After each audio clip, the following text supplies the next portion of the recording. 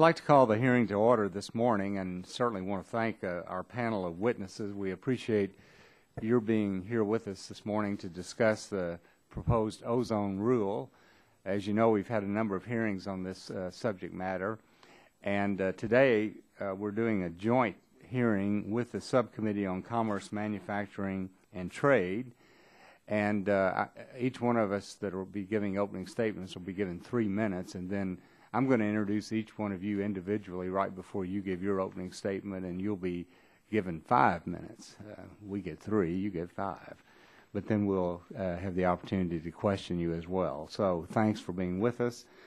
And at this time, I'd like to recognize myself for an opening statement. We've watched the Obama administration propose and finalize a litany of rules for more than 6 years now, and I can't tell you how many hearings we've held. I and many others have come to the conclusion that EPA is no longer an independent and impartial arbiter of our environmental laws, but has become a politicized extension of the White House to implement the President's Clean Energy Plan. When EPA testifies, they always refer to the EPA Scientific Advisory Committee. Now, this is a body appointed by EPA. The public does not really have any idea who is on this advisory committee. And truthfully, we all understand the importance of science, but whether or not they are independent and impartial, or have they also become a politicized arm of the White House? Now, the reason given for adopting a more stringent ozone rule relates to health care, which is vitally important.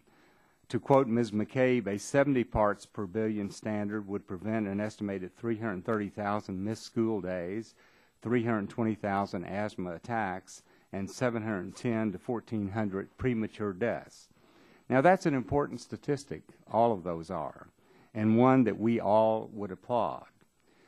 But EPA, today it's a lot different than when this Clean Air Act was first administered. And it's important that we understand the cost. We've listened to many experts over the past 6 years who've pointed out that there's a direct correlation between poverty and healthy living. That also is important because EPA and its Scientific Advisory Committee do not consider the impact of these regulations on jobs. In April of this year, the Global Market Institute, an arm of Goldman Sachs, concluded a study that found, for example, that the number of small businesses, which has been the backbone of America's prosperity, the number of small businesses between 2009 and 2014 declined by 600,000. Usually, after an economic crisis, there's a slow increase, but that's not the case in small business. There's 600,000 less today than 2009. And 6 million fewer jobs. In fact, small business jobs have been declining at roughly 700 per month the last 3 years for which statistics are available. And this report goes on to say the reason for this is, one, the availability of credit and the high interest cost, the high cost of capital because of banking regulations that came out of the crisis. In addition, it specifically lists other regulations relating to health care, relating to environmental issues throughout our government. And so the point is this: yes, there is a benefit in health care with new regulations on ozone, but we have to also consider the impact of people and their families who have lost jobs and the impact on their health care. There's got to be some discussion about that as well. At this time, I'd like to recognize the gentleman from Illinois, Mr. Rush, for his 3-minute opening statement.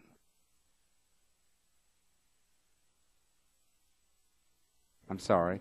This time, recognize the gentlelady from Illinois, Ms. Schakowsky, for 3 minutes. Thank you, Chairman Whitfield and Chairman Burgess, for holding this hearing. And despite my great affection for Chairman Whitfield, I have to say that I don't agree at all that the EPA is operating in a political manner. And let's make it clear, The EPA is responsible for setting ozone standards based on what is considered safe from a public health perspective. The compliance costs to business are not to be considered in its rulemaking. Health experts, epidemiologists, numerous medical organizations have clearly stated that the current ozone standard of 75 parts per billion is not adequate to protect public health, particularly for vulnerable populations such as children, the elderly, outdoor workers, those with chronic medical conditions like asthma. The EPA has indicated its final rule, due in October, will likely land somewhere between 65 and 70 parts per billion. I strongly support EPA action on this issue, although I believe that a 60 part per billion standard would be more effective to protect the public health. The existing standards are not doing enough to protect public health. In my home state of Illinois, 13% of children, 13% suffer from smog-related asthma, well above the national average. In response to mounting medical evidence and Clean Air Act requirements, the federal courts rightly directed the EPA to reconsider existing inadequate health protections against smog last year. Let me repeat, this rulemaking is court-mandated. Federal law requires the EPA to maintain clean air standards, and the courts have said it must do more to meet that requirement. While anticipated business compliance costs have no place in determining ozone standards, industry concerns about the impacts of rulemaking are overblown. We will hear from some of our witnesses that proposed ozone standards would stifle manufacturing investment and expansion. That argument is not new, but it is flawed. Since the Clean Air Act was enacted into law more than 40 years ago, we've seen tremendous progress in cleaning up our air and in protecting thousands of communities around the country. That has been done in concert with technological innovation and a growing economy. Doomsday predictions about the impact of EPA regulations on American businesses have never been borne out by the facts. From 1990 to 2010, emissions of the most common air pollutants have declined by more than 40%, while gross domestic product has increased by more than 65%. These standards will save and improve American lives.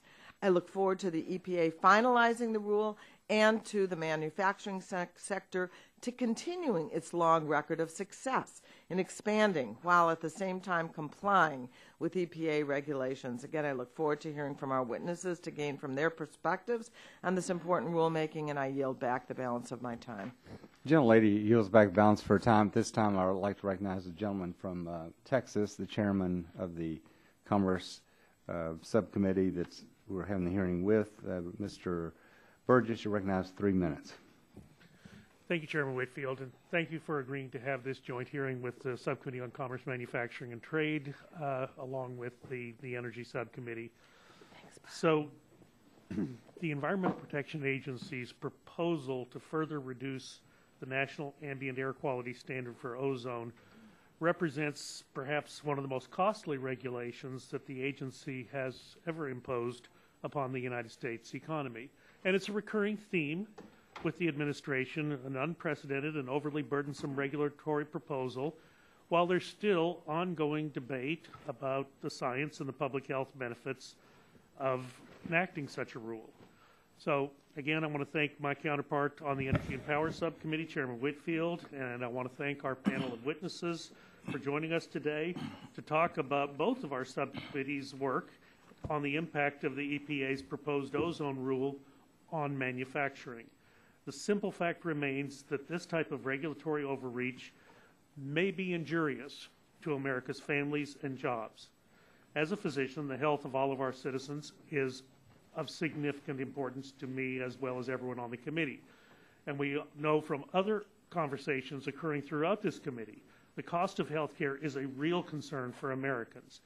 However, I have reservations about the science and the analysis utilized by the Environmental Protection Agency to support the proposed rule and whether it would be effective. The 43,000 comments filed with the Environmental Protection Agency about the proposed rule demonstrates that there's a lot of interest, there's a lot of activity, and there may not be a lot of certainty.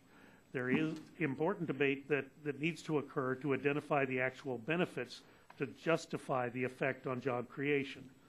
I've written to the Environmental Protection Agency on several occasions over the past few years on issues relating to the rule, most recently regarding the Clean Air Scientific Advisory Committee's evaluation of the risks and the trade-offs of the ozone proposal.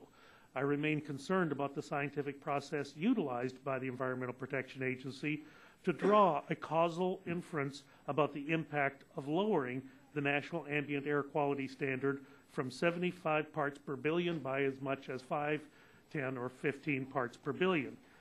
Given that the implementation for the regulations for the 2008 standard of 75 parts per billion were only finalized earlier this year, what will be the proposed rule's impact on states and localities that are already dealing with non-attainment, including counties around the Washington metropolitan area and counties in the North Texas area?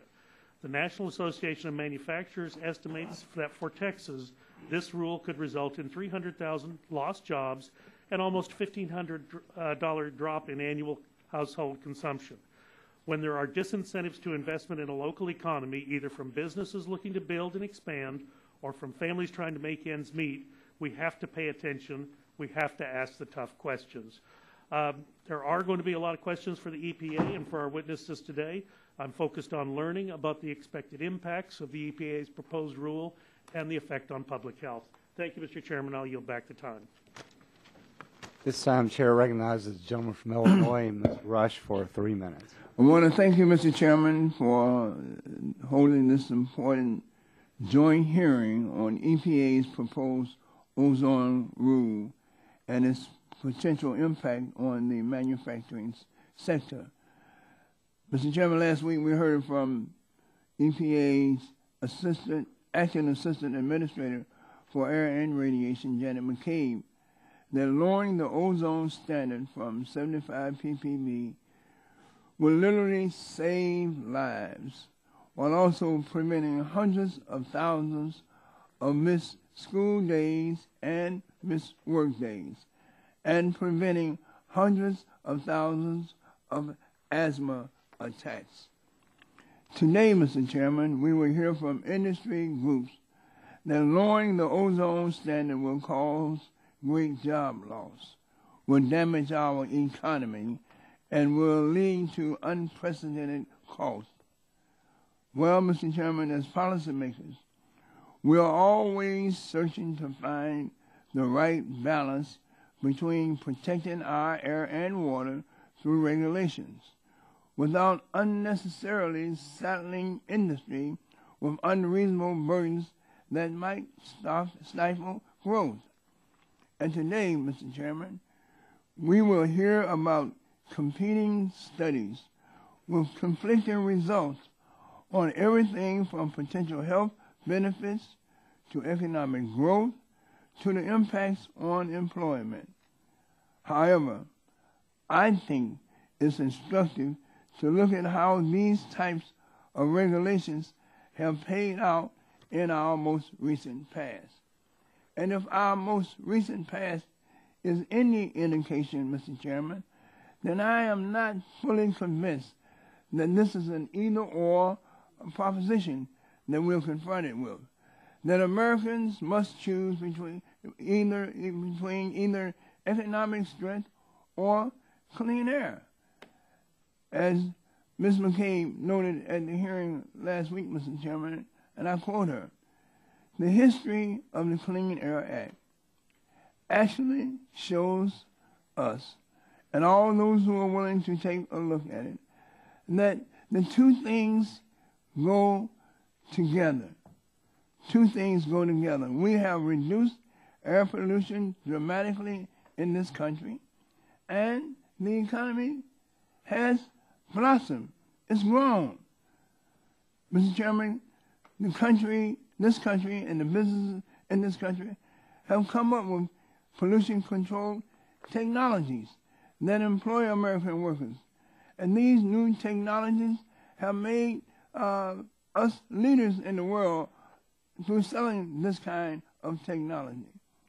So I look forward to engaging the panelists so that we can both protect the public health by reducing ozone in our atmosphere, and we can also create most needed jobs and economic opportunities for American businesses and their families. And with that, Mr. Chairman, I yield back the balance of my time. Gentleman yields back. At this time, the chair would recognize the Vice Chairman of the full committee, Ms. Blackburn of Tennessee, for 3 minutes. Thank you, Mr. Chairman, and I thank all of our witnesses for the hearing today. This is indeed something that we want to drill down a little deeper on and look at these regulations. Everybody is for clean air and clean water, and there is no argument about that. What we have tremendous concerns about is when you get to the point of diminishing return. And that is something you'll be able to help us with today. What we have found is that the EPA is not given to doing cost-benefit analysis. And Dr. Burgess referenced that and the injurious nature of some of these regulations at times, and the harm that it does to business, the cost that is there, and the outcome that ends up not being delivered. And you are not, if you will, getting the bang for your buck when you look at these regulations. So I think that we will want to look at this cost. $1 trillion? $1 trillion is what the compliance cost is for this, for industry. What does that do to families? What does it do to jobs? What does it do to local communities? And those are questions that we are going to want to ask. In addition to, what does it mean to the environment? If you don't have jobs and if you don't have local, vibrant communities, you're not going to see people who are investing the time and the energy to clean up the environment or to innovate to find a better way. So we thank you for your participation. We look forward to your questions today. Yield back. The gentlelady yields back. At this time, recognize the gentleman from New Jersey, Mr. Pallone, for 3 minutes. Thank you, Chairman Whitfield and Burgess and our ranking members, Rush and Schakowsky, for holding this hearing. I also wanted to welcome all of our panelists. We heard some great things about the importance of the proposed ozone rule last week from EPA Acting Assistant Administrator Janet McCabe. Under the proposed standard, we would see tremendous public health benefits. EPA's new standard will avoid nearly 1 million asthma attacks, millions of missed school days, and thousands of premature deaths. EPA estimates these benefits would range from $13 to $38 billion annually, outweighing the cost by approximately 3 to 1. In addition, it's consistent with the law and scientific evidence. The proposed ozone standard is part of a set of health-based air quality standards which make up the foundation of the Clean Air Act. These standards are based on scientific evidence alone and have been extremely effective in cleaning the air and protecting public health. The current 75 parts per billion standard is weaker than the facts would allow, so EPA has proposed, based on a complete review of the scientific evidence, to revise the standard to fall within 65 to 70 parts per billion as recommended. I'm sure today we'll hear more about the cost than the benefits, yet a unanimous Supreme Court opinion written by Justice Scalia made it clear that EPA's approach for determining a safe level of air pollution is correct and costs may not be considered. During today's hearing, I urge everyone to keep in mind that the grossly inflated estimate of the rule's projected costs failed to consider any of the benefits associated with reducing ozone pollution. This ignores the real costs of poor air quality that are borne by those who breathe, especially children. We'll also be told that EPA's proposed standard will have dire consequences for economic growth, but the history of the Clean Air Act is one of exaggerated claims by industry that have never come true. In reality, the Act has produced public health benefits while supporting economic growth. As I said last week, EPA's ozone standard is long overdue, and this rule will help put us on the path to reaching the goal of the Clean Air Act, clean air for all Americans. Thank you, and I yield back my time.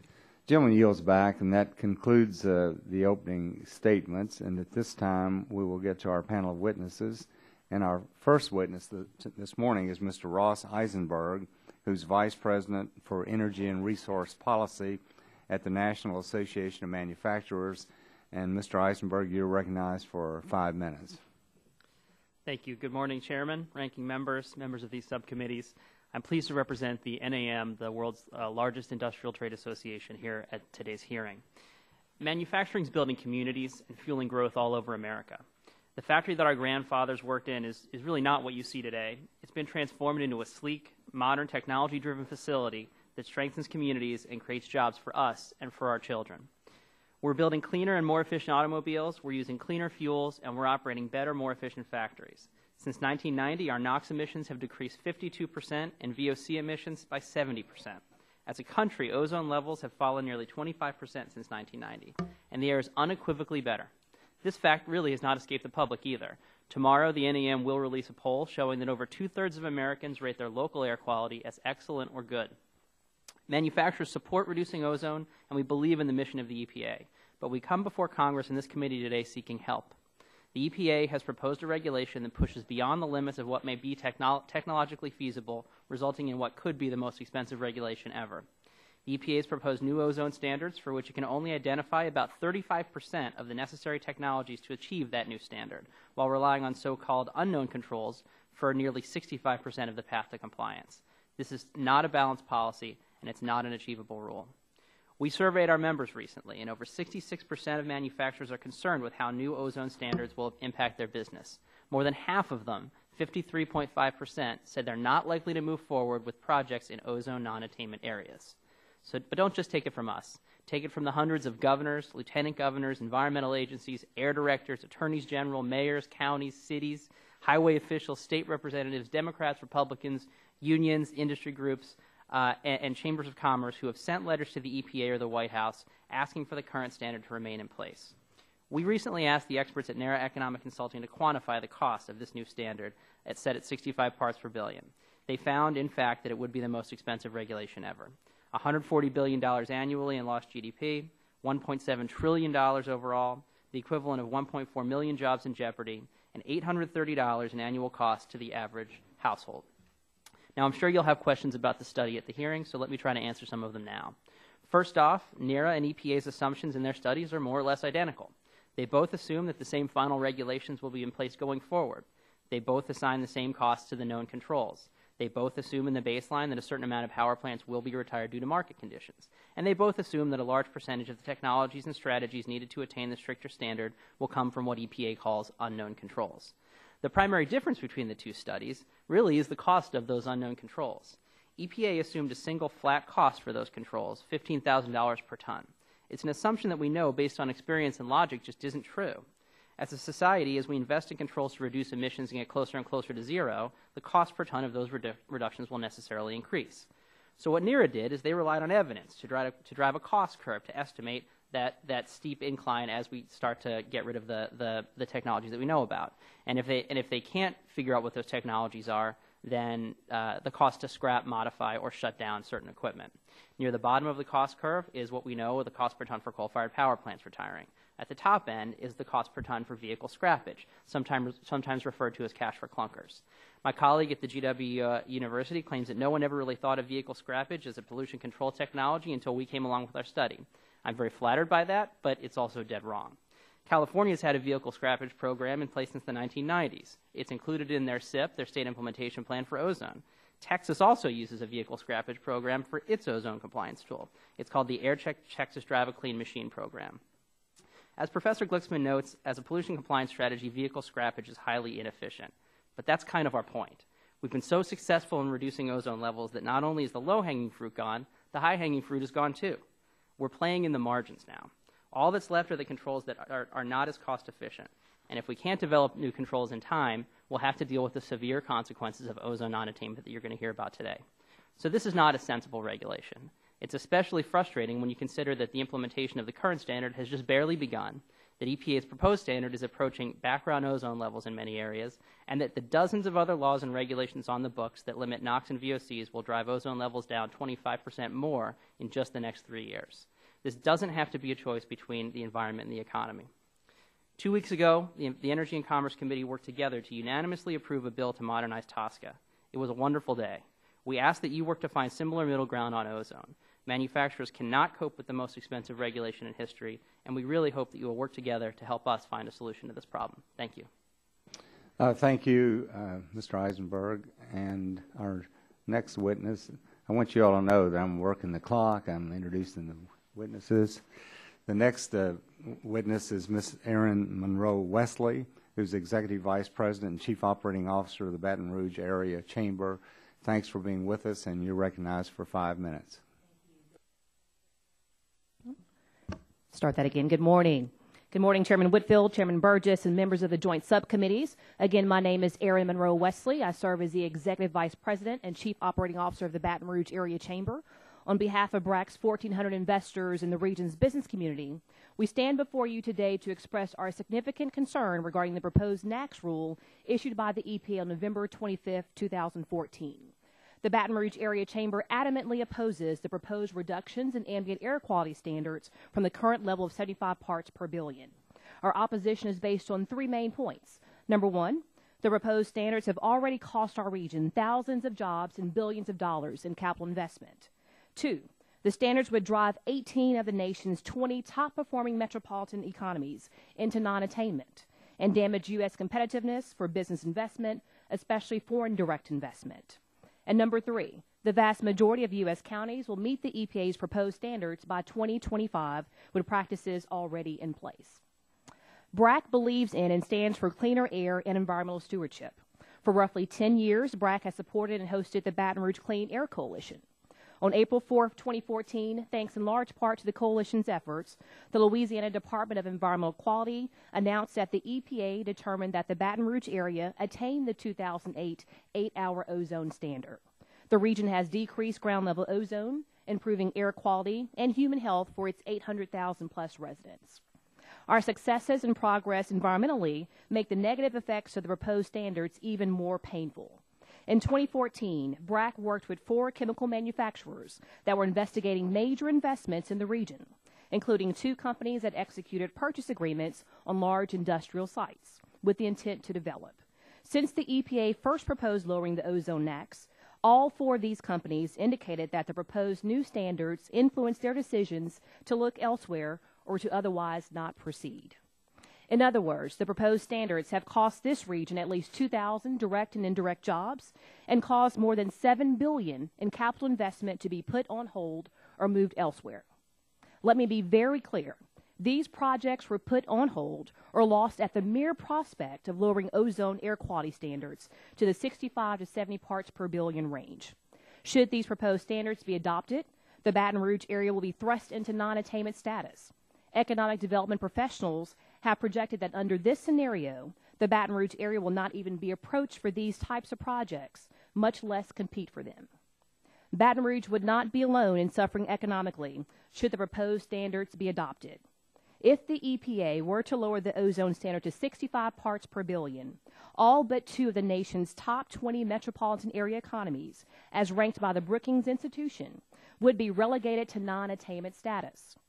These proposed standards would stifle the growth and investments in U.S. manufacturing, exports, and development taking place in metropolitan areas that have been the most successful in helping the country get back its footing economically. The proposed actions to lower the ozone NAAQS rule run counter to the U.S. government's interests to grow the national economy, attract foreign direct investment, and increase U.S. exports. Clean air is a priority for the Baton Rouge area's business community. Economic development and environmental stewardship do not have to be mutually exclusive goals. This region's businesses are committed to both, as evidenced by the efforts put forth to gain attainment status. Policies that have a significant adverse effect on local economies, as the proposed NAAQS rule does, should be enacted sparingly, only when absolutely necessary. Unfortunately, the rule at hand spares nothing and is unnecessary. Despite the EPA's own assertion that a vast majority of the country will be in compliance with the regulations by 2025 under the current regulatory scheme, the agency seeks to enact rules that will immediately bring the punitive status of non-attainment to areas around the country. We cannot stand by and allow our economy to be collateral damage. It is therefore the strong recommendation of the Baton Rouge Area Chamber that the National Ambient Air Quality Standards for Ozone rule not be reduced from 75 parts per billion. Thank you. Thank you, Ms. Wesley. At this time, I recognize the gentleman, Mr. Robert Glicksman, who is the Shapiro Professor of Environmental Law at George Washington University Law School. We appreciate your being with us this morning, and Mr. Glicksman, you're recognized for 5 minutes for your opening statement. Chairman Burgess and Whitfield, Ranking Member Schakowsky and Rush, and members of the subcommittees. I appreciate the opportunity to testify today on why strong standards to reduce ozone air pollution are both necessary to fulfill the Clean Air Act's congressionally mandated public health goals and consistent with the strong economy in which manufacturers can prosper and thrive. My written statement makes 4 key points. First, a strong national ozone pollution standard that fulfills the public health goals of the Clean Air Act will deliver significant health and environmental benefits. Second, regulations such as EPA's pending ozone standard can and do provide important economic benefits for U.S. businesses, including those in the manufacturing sector. 3, a frequently cited study purporting to find catastrophic economic effects from a strong ozone standard fails to provide a reliable accounting of the rule's potential impacts. And finally, to the contrary, the available evidence confirms that strong national standards for ozone pollution are not an impediment to economic growth. I'll start with the first point. EPA's national ambient air quality standards have provided enormous benefits, but the need for more protective standards is clear. Ozone pollution adversely affects people of all ages, including pregnant women, children, healthy young adults, and the elderly. EPA's rules reduce the incidence of impaired lung function and other health problems for all these populations. Ozone pollution control rules also strengthen the U.S. economy by preventing billions of dollars of damage to agricultural crops and forest products and to rubber, textiles, and paints. Controls on ozone precursor emissions also increase the productivity of America's current and future workforces by cutting the number of missed work and school days resulting from health problems linked to ozone exposure. Despite the air quality improvements achieved under EPA's current ozone standards, more than 140 million Americans continue to live in areas with harmful levels of ozone pollution. In a recent study, the National Center for Atmospheric Research projected that warming temperatures could cause the number of unhealthy ozone pollution days to increase 70% by the year 2050. As a result, the Clean Air Act requires EPA to adopt more protective air quality standards that will produce air quality that's safe to breathe. Specifically, EPA must set the standards at levels sufficient to protect the public health with an adequate margin of safety, as well as protect the public welfare, which includes effects on property and economic values. The current standards do not meet that requirement and therefore need to be strengthened. It's important to recognize that EPA's proposed standard is not the product of whimsy or executive overreach. EPA's proposals are a response to demands placed on it by the Clean Air Act itself. That law and the specific duties it imposes on EPA was adopted in 1970 with overwhelming bipartisan support and was strengthened in 1990 through amendments supported and signed into law by President George H.W. Bush.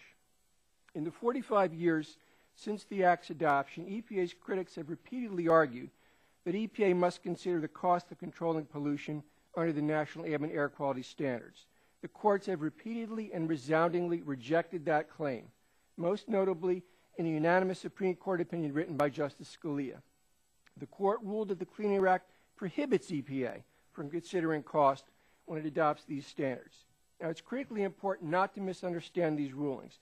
They don't mean that compliance costs and economic impact are irrelevant to the statute's operation. Instead, the courts have recognized that the statute empowers the states to take costs into account in designing and implementing plans to achieve the national standards by adopting adequate control strategies that meet their own economic and social needs.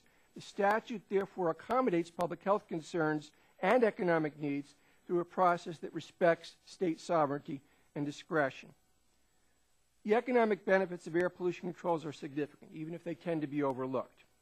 They provide a productivity dividend by reducing work and school days lost to illness-related air pollution exposure.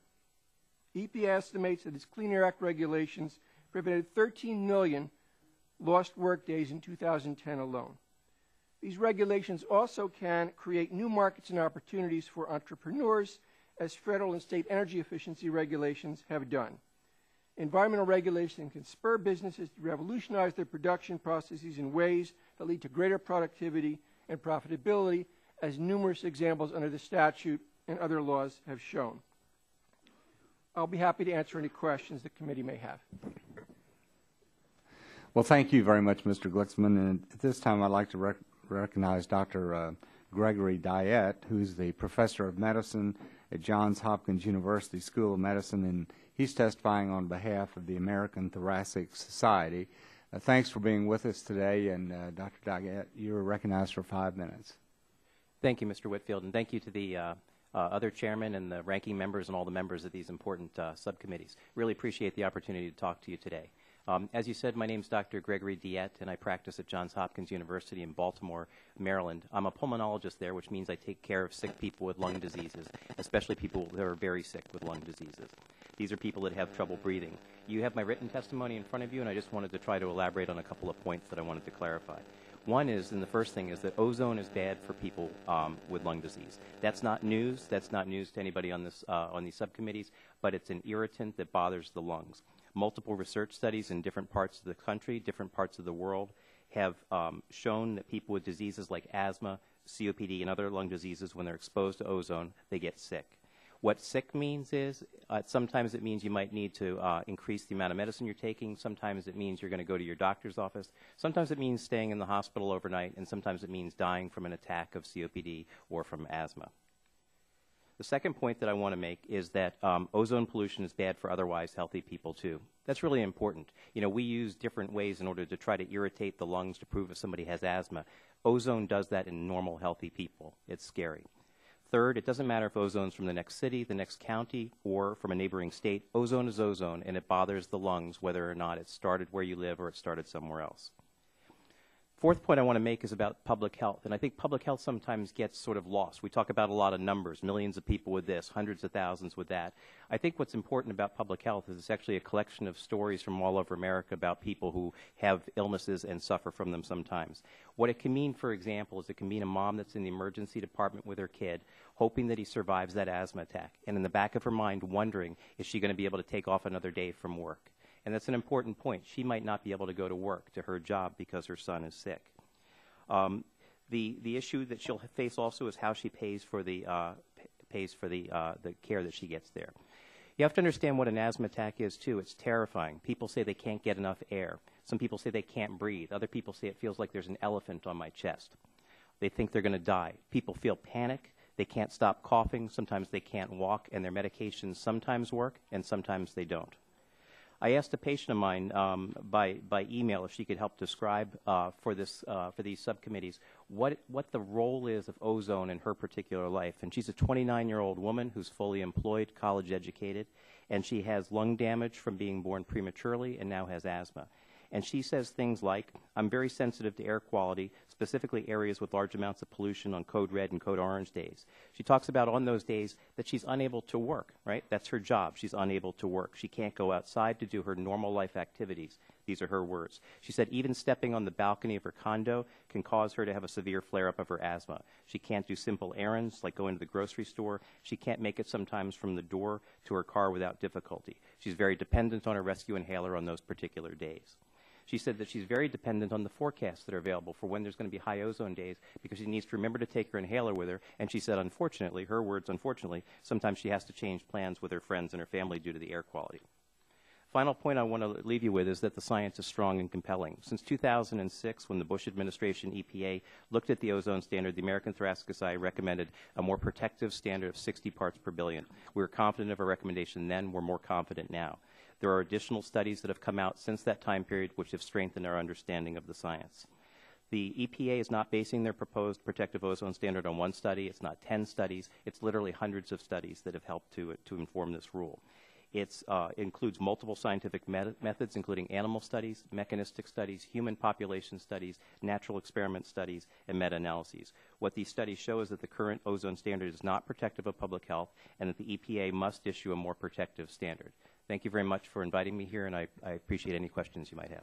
Well, thank you, Dr. Diad. And this time I'd like to recognize our next witness, Dr. Louis Anthony Cox, who's the president of Cox Associates and the chief science officer for Next Health Technologies. And Dr. Cox, you're recognized for 5 minutes.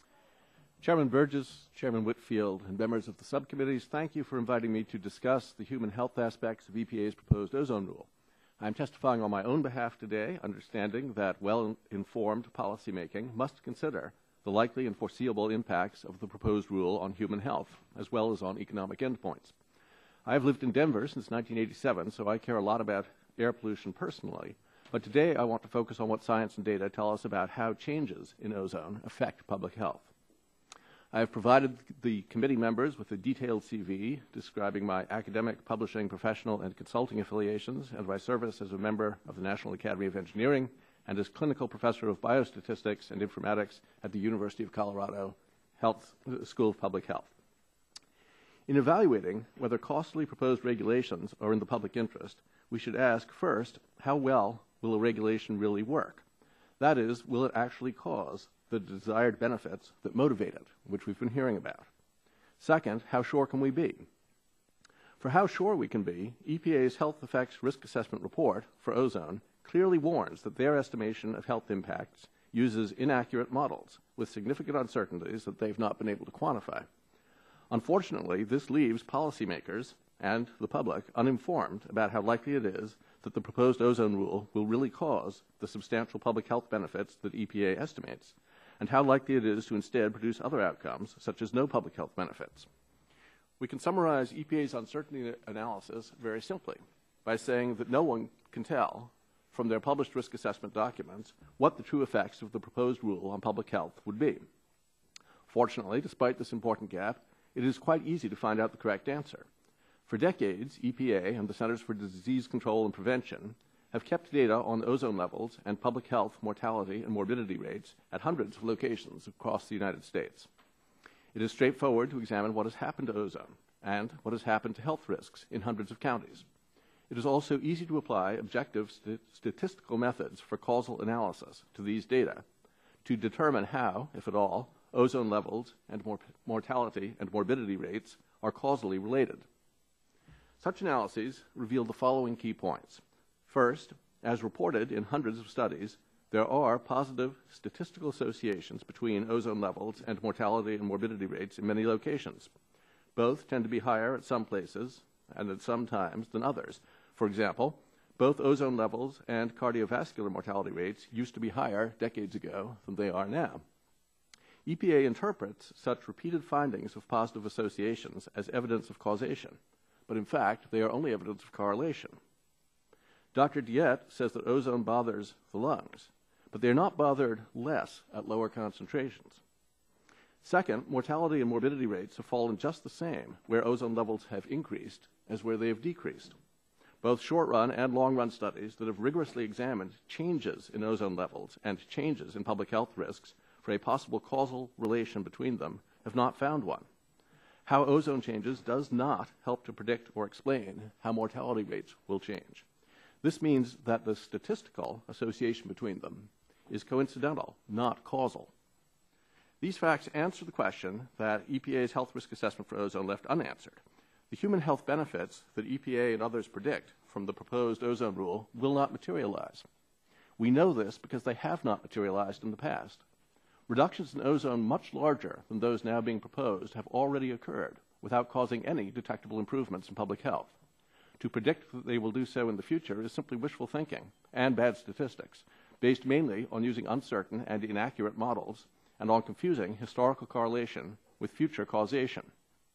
Current ozone levels are already low enough so that further reductions should not be expected to cause improvements in public health. EPA's conclusions about the causal impacts of ozone reductions on public health run against these empirical findings, but their conclusions are based on unreliable, subjective judgments of selected experts, on models that they concede are inaccurate and have large but unquantified uncertainties, and on mistakenly treating correlation as causality. None of these methods produces trustworthy conclusions. In summary, we know from extensive real-world experience that EPA's predicted health benefits from the proposed rule are only artifacts of inaccurate modeling assumptions.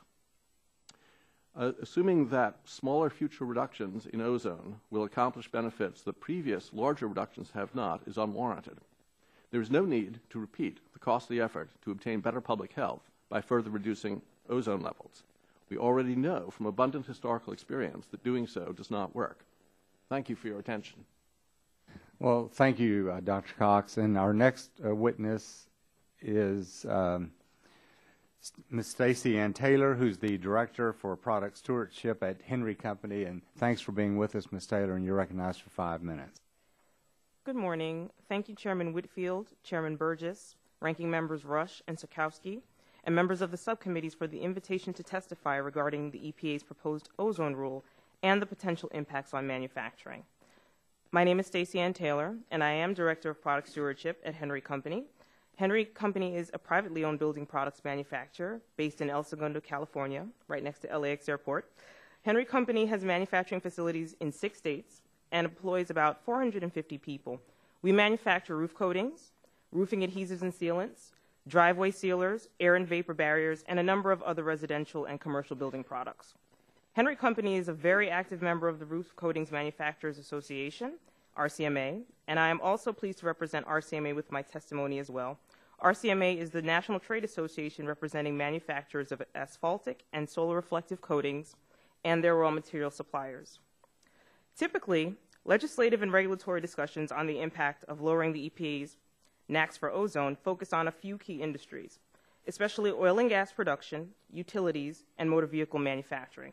However, these discussions rarely include an explanation of how lowering the NAAQS for ozone will have an impact on everyday consumer and commercial products.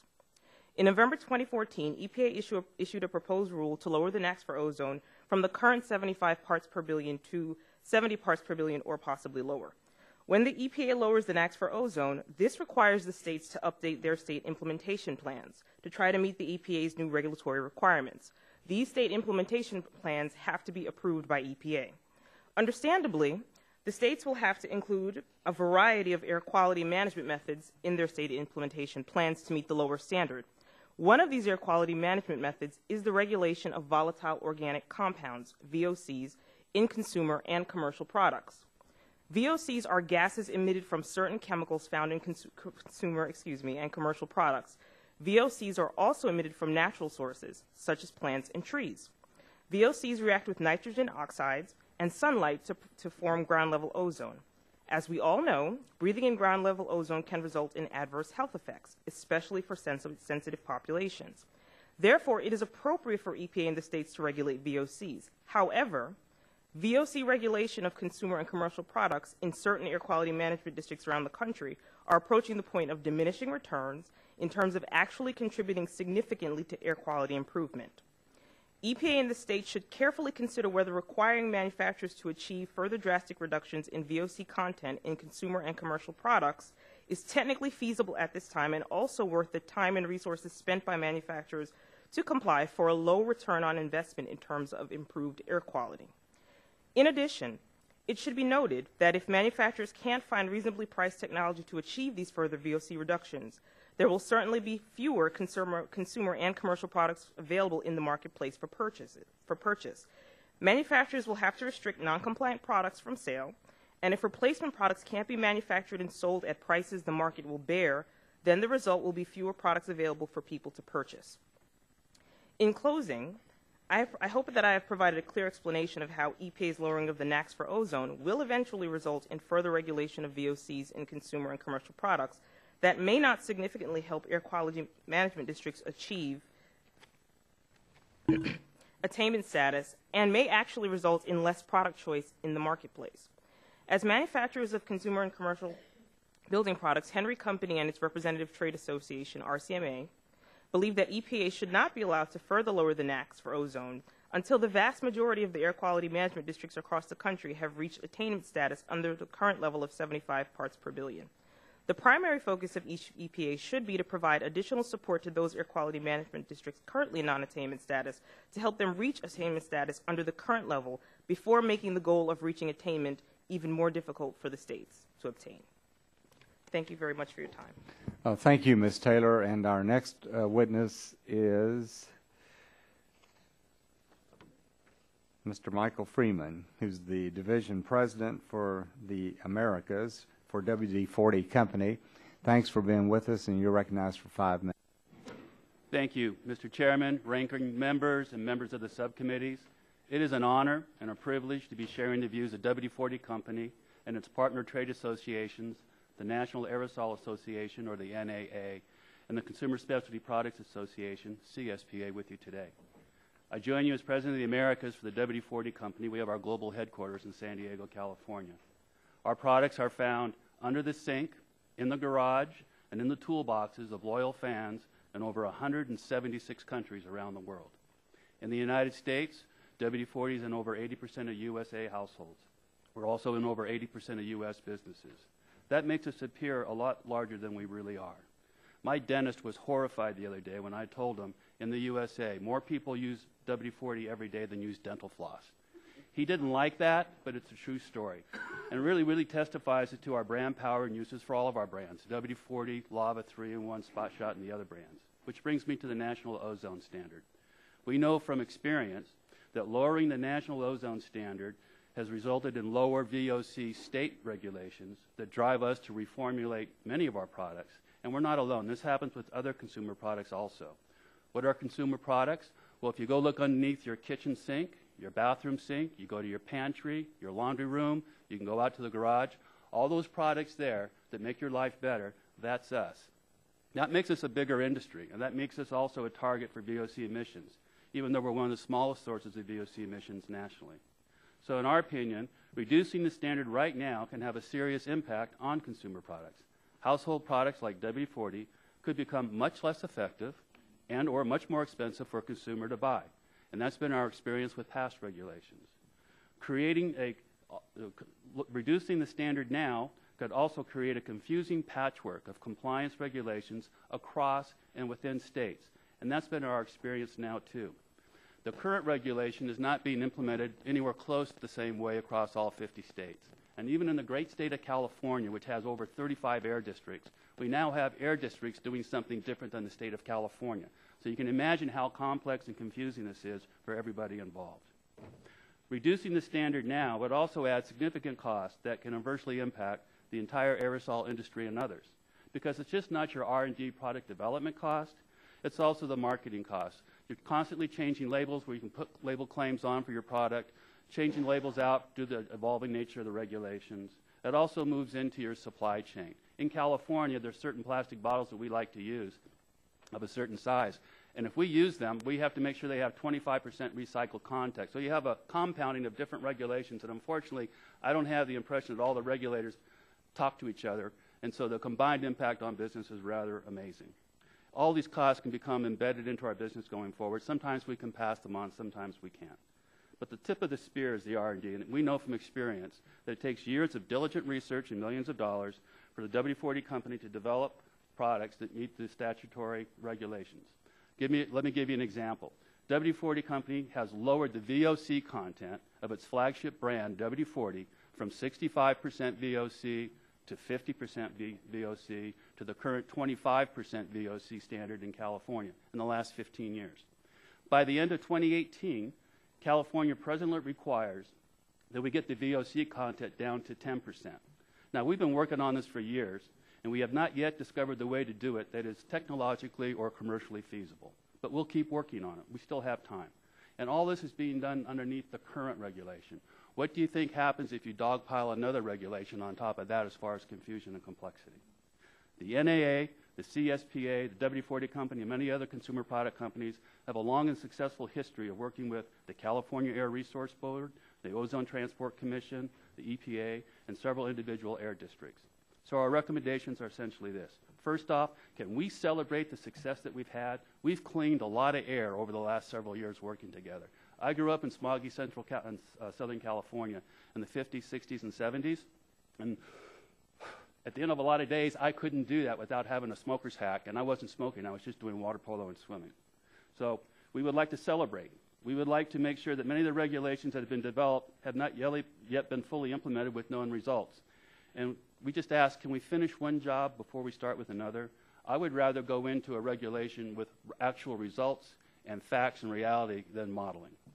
Our final recommendation is for Congress to keep the current standard unchanged at 75 parts per billion until states have been able to fully implement that standard and learn from those regulations and results so that we can all move forward in a fact-based, more aligned, and successful way to achieve our common clean air goals. Thank you. Well, thank you, Mr. Freeman, and thank all of you for your testimony and for taking time to give us your insights and thoughts on this important topic. At this time, I recognize myself for 5 minutes of questions. Mr. Freeman, you touched on trying to come in compliance with these regulations, and there has been a litany of regulations. I mean, more so in this administration than at any other administration in recent memory. And you mentioned this also, Mr. Eisenberg, about the fact that unknown technology or controls, to me, unknown controls means that it's simply not there yet to meet the standard. Is that what your understanding is, Mr. Freeman? Yes. Now, some people would say, and many people make the argument, well, we're so innovative in America that we come up with new solutions, and I think that's true. And you indicated yourself that you've gone from 65 down to 25% on VOC, and California by 2018 wants you to get down to 10. So more than likely you'll be able to do that, I assume, right? Right now, we don't really know. You know, life's full of ambiguity, whether it's personal life or business. But because we work together well with the California Air Resource Board, that 2018 date was actually supposed to be in effect at the end of this year, and we were able to go back to them and say, you know, we've been working hard on this, and they actually delayed it for 3 years. So we have 3 more years, but that's an example of people working together. Well, you know, another frustrating thing about this is that EPA came up with this standard 2008, and only a few months ago did they provide the implementing guidelines to the states. And so now the states are just getting this, and they're already moving on to a new standard. Now, we heard a lot of comments about this is good for the economy. And there's no question that since the first Clean Air Act was adopted in 70 and the major changes in 90, the economy has grown. But I don't think we can just throw under the rug this report that came out in April from the Global Market Institute of Goldman Sachs that point blank says in small businesses, 500 employees and less, for the first time ever after an economic crisis, as we try to come out of there, the number of small businesses has decreased by over 600,000 less.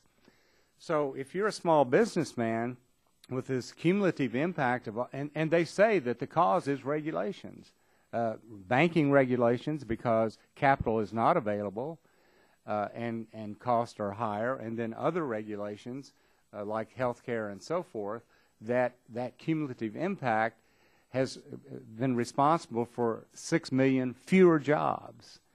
And so I think it's one thing to say, well, this is good for the economy, but for the first time ever, that's not proving to be the case. And so a lot of the arguments being made today, we all recognize the great success of the Clean Air Act.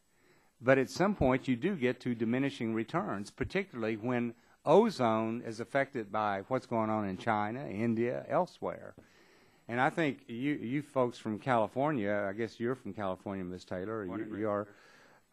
Los Angeles has never been in compliance. San Joaquin Valley has never been in compliance. And there are other parts of the country that have never been in compliance. And they're not going to be in compliance now either.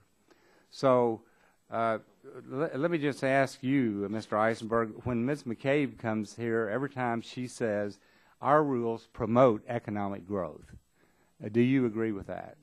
Well, in the case of ozone, we actually did address that in the study. The 1.4 million jobs number and the $140 billion that the study has concludes, that's actually net jobs.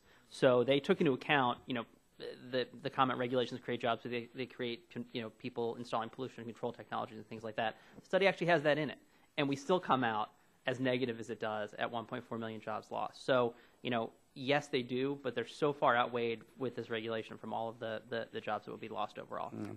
And, you know, this whole issue raises another question, in that the Clean Air Act has been sort of sacrosanct, and rightfully so, because health care is vitally important, and we've made great strides because of what's going on with our physicians and our health care delivery system.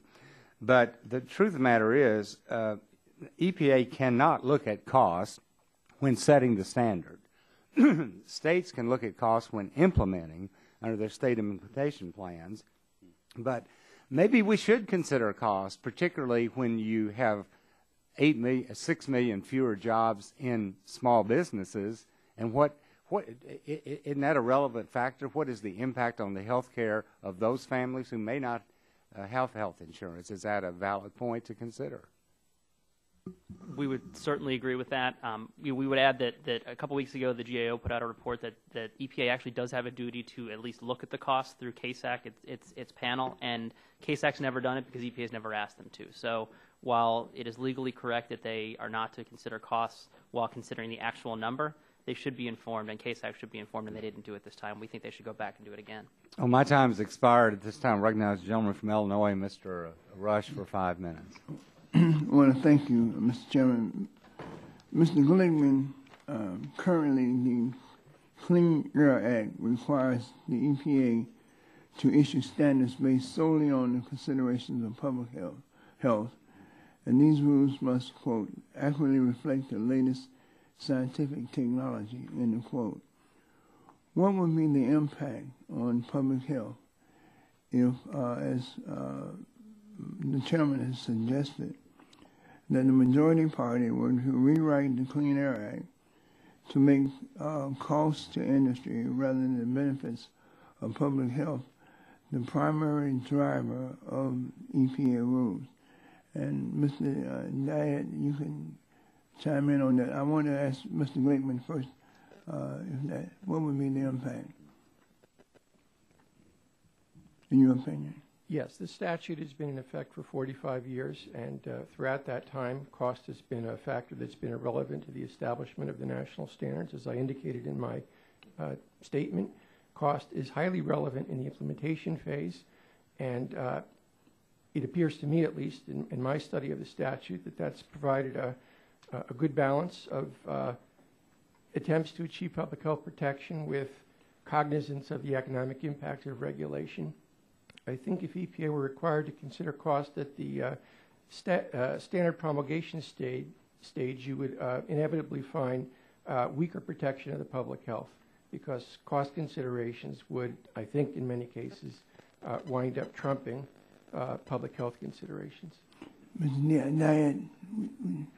Thank you. I think it's a great point and a great question to ask.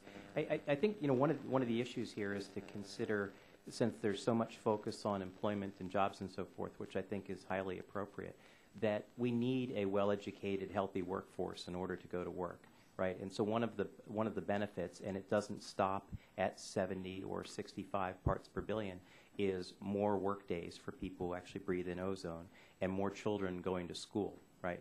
And so there's evidence that children who miss many school days because of asthma score worse on standardized tests. So I just want to point out, if the entire focus, which it's not, was on the workforce, there's a really good argument to be made that you need to keep your workforce healthy and well educated, and you're fighting against that when people are in the emergency department or in the hospital or otherwise not able to go to work or school. Thank you.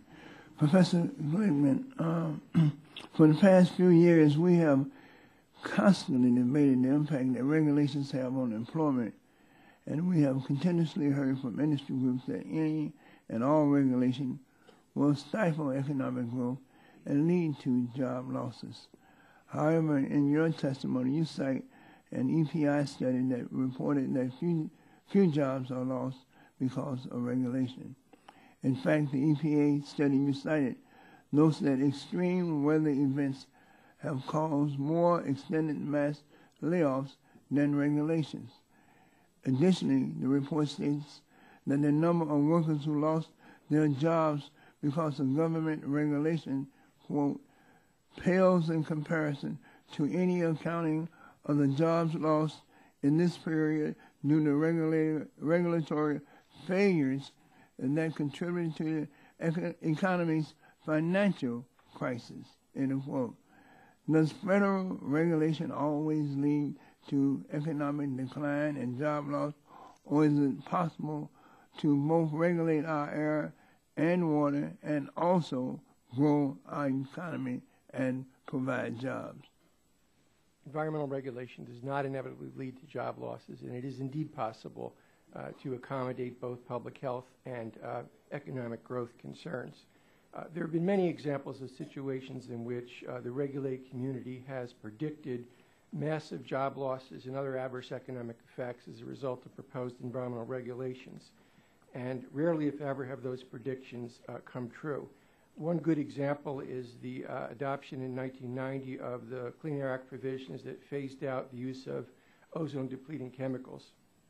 At the time that the phase-out was first proposed, the manufacturers of chlorofluorocarbons predicted that there were no available substitutes. There could not be available substitutes in the foreseeable future, and that even if available substitutes became feasible, they would cost many times the cost of the products being replaced.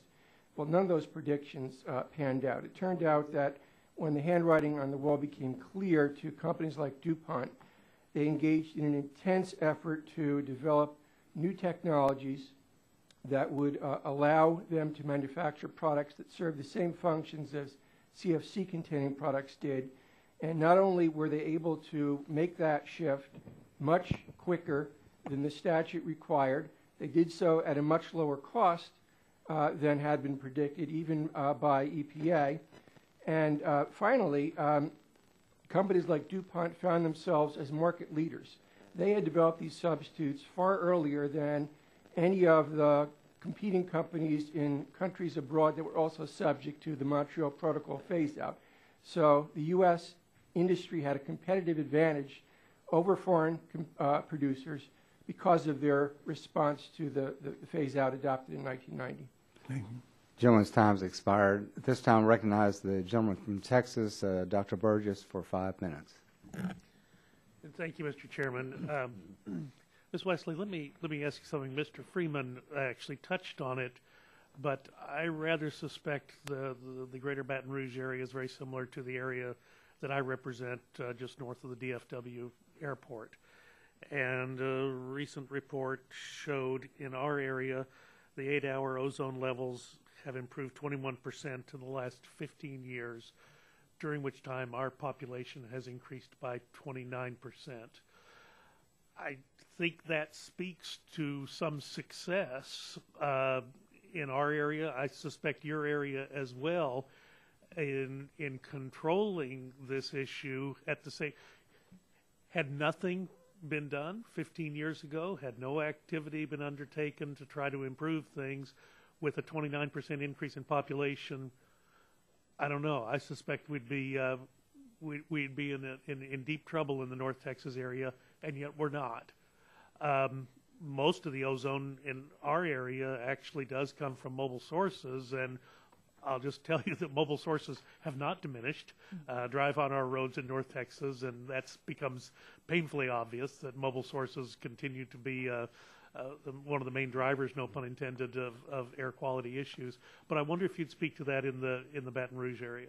And certainly, we've done a lot of work over the last several years with the Baton Rouge Clean Air Coalition, working with other partners to really get ourselves up to the 75 parts per billion standard. I'm looking a little bit at the Brookings Institute study and talking specifically about Texas. If you look at that study in terms of the top performing economies, Austin, Houston, San Antonio, Dallas, and others, they're similarly faced with this ozone attainment issue.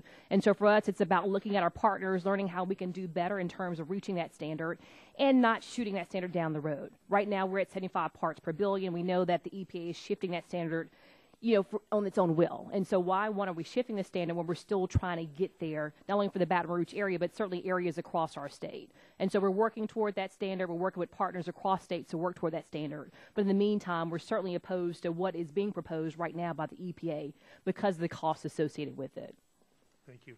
Dr. Diet and Dr. Cox, I want to ask each of you a question, and it's probably not fair, and as a consequence, I'm prepared to also offer the question in writing and would look forward to your responses on this. But Dr. Diet, you say in your testimony, in sum, there is accumulating evidence that ozone pollution at levels permitted by the current standard is damaging to human lungs and contributes to disease. And then Dr. Cox, in your statements, you say the EPA's conclusions rely on unreliably subjective judgments of selected experts on models that they concede are inaccurate and have large but unquantified uncertainties, and on mistakenly treating association correlation as causality. So we seem to have a scientific standoff, if you will, as to these two competing hypotheses. And let me let each of you just take a few minutes and talk about that. But I actually would ask you to respond to that discrepancy in written form as well. Dr. Diet, you're first. Sure. Thank you for the question. I think it's a great one, right? I'd first of all like to point out that just because there's two of us here representing different points of view, it doesn't mean that there's a 50-50 balance. I think the scientific community is strongly behind the evidence being strongly supportive of lowering the standard. So I don't think it's a 50-50 issue. What I would say is that the issue about associations, I think, can be overblown. There are association studies, but when you look at how people put together evidence to decide that there's causality, you can go back to Sir Bradford Hill. There are many criteria that fit together for assigning causality. Part of it includes the strength of association or not, but other things such as experimentation, which has been available here. Yeah, let me stop you there to give Dr. Cox a chance to respond. Thank you. I think we're on substantially the same page, which is that many people use many criteria to make decisions about causality, but there are better, more objective methods that don't require subjective decisions. They actually get at causality from the data. Those methods unambiguously show that there's no causal relation detected between changes in ozone and changes in public health. Subjective decisions do overwhelmingly support the converse proposition. Again, I would actually look forward to each of you expounding upon that a little bit in written form, and I will submit the question in writing. But, Mr. Chairman, I learned something this morning from Dr. Diet. I had no earthly idea that ozone was used as a provocative test for asthma. It seems a little dicey to me as an asthma patient and as a physician. I either misspoke or you misheard. I'm not sure which, but I didn't. My point was we use other agents as a provocative test, not ozone. But what's so powerful a message to me is where we have to try to provoke the airways in an asthmatic with other chemicals. Ozone does it in a normal person, so you don't even have to be asthmatic to see an asthma-like response in a normal person. That's powerful stuff. I am going to interrupt you there just to briefly interject that I Googled that, and indeed some people have used ozone as a provocative test for asthma, but it's actually in the parts per million range, not the parts per billion range, so there is a significant quantitative difference. Mr. Chairman, thank you. I'll yield back. Gentleman yields back. This time I'd like to recognize the gentlelady from Illinois, Ms. Schakowsky, for 5 minutes.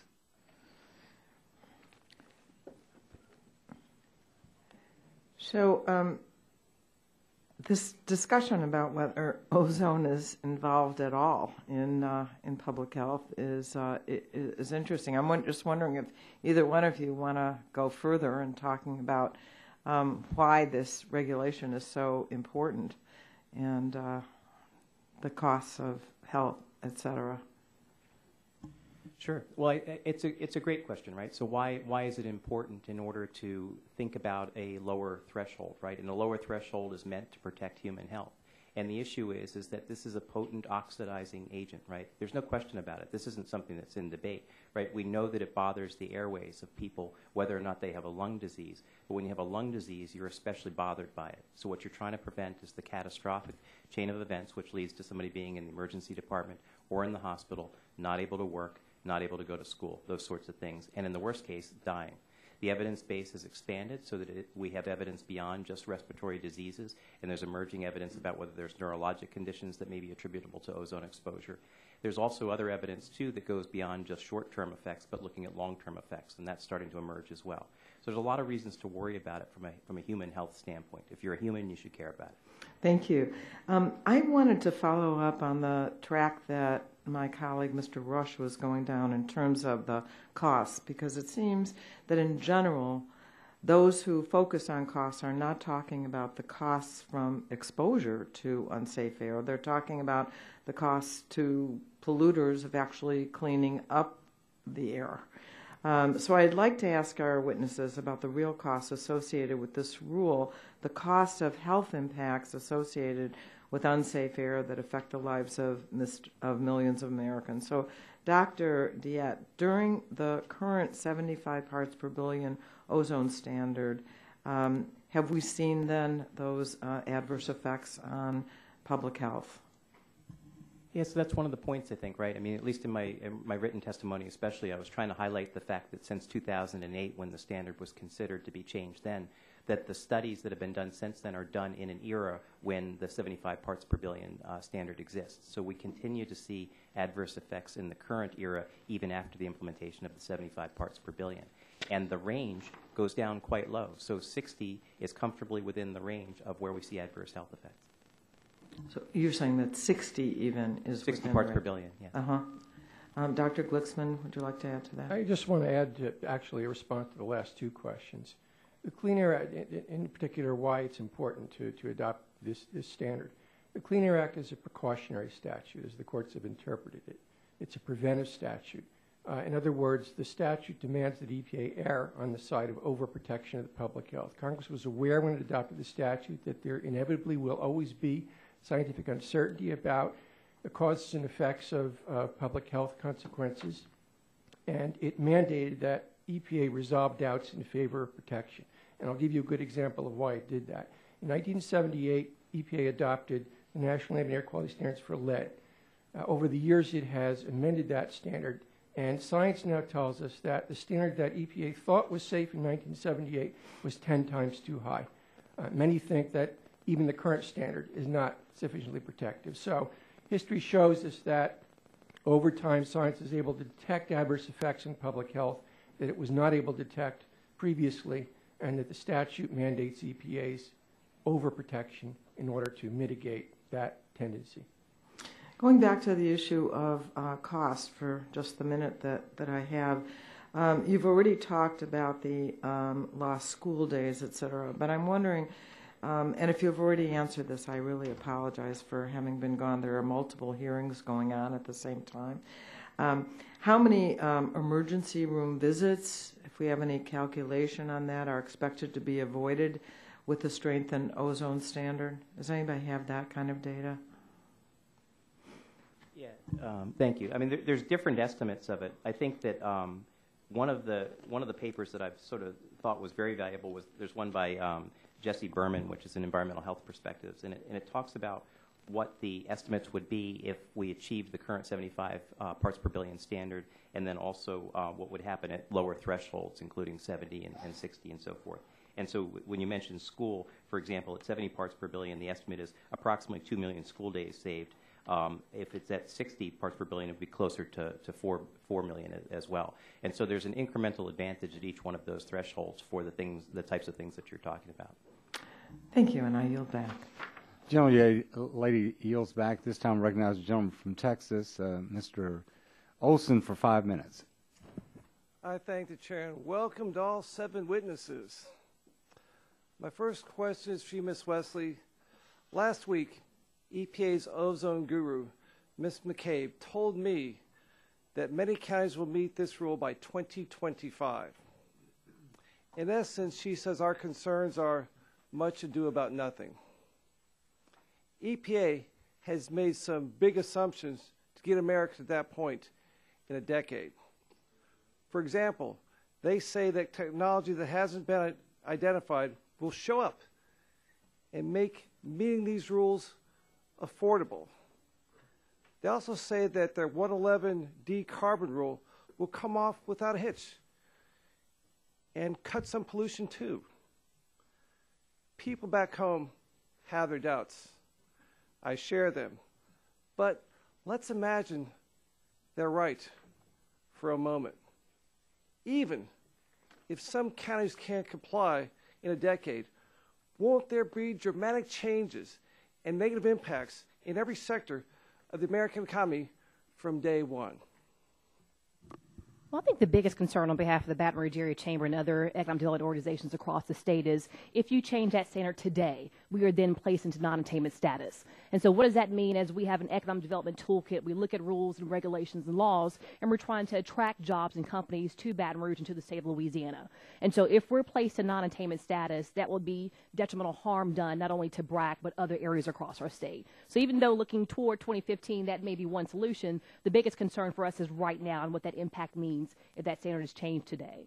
Yes, ma'am. Mr. Eisner, perhaps you, my friend, Will impacts happen automatically, day one, this new rule goes into effect? They absolutely will. If this thing goes live on October 1st, then on October 1st, if you have to get if you're in the middle of a permitting process for your facility, and you're not at the very, very, very, very, very end, then yeah, you got to comply with the new standard. And remember what our poll said. Over half of our members believe that it's very unlikely that they're going to move forward with a project if they get stuck in non-attainment.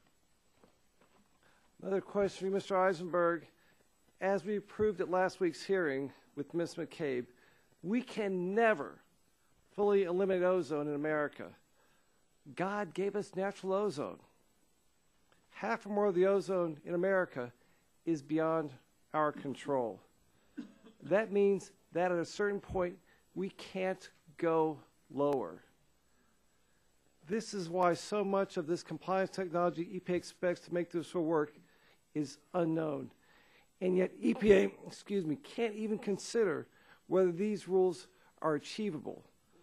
My question is, do you think this is sound law, that EPA doesn't even consider whether its rules are achievable?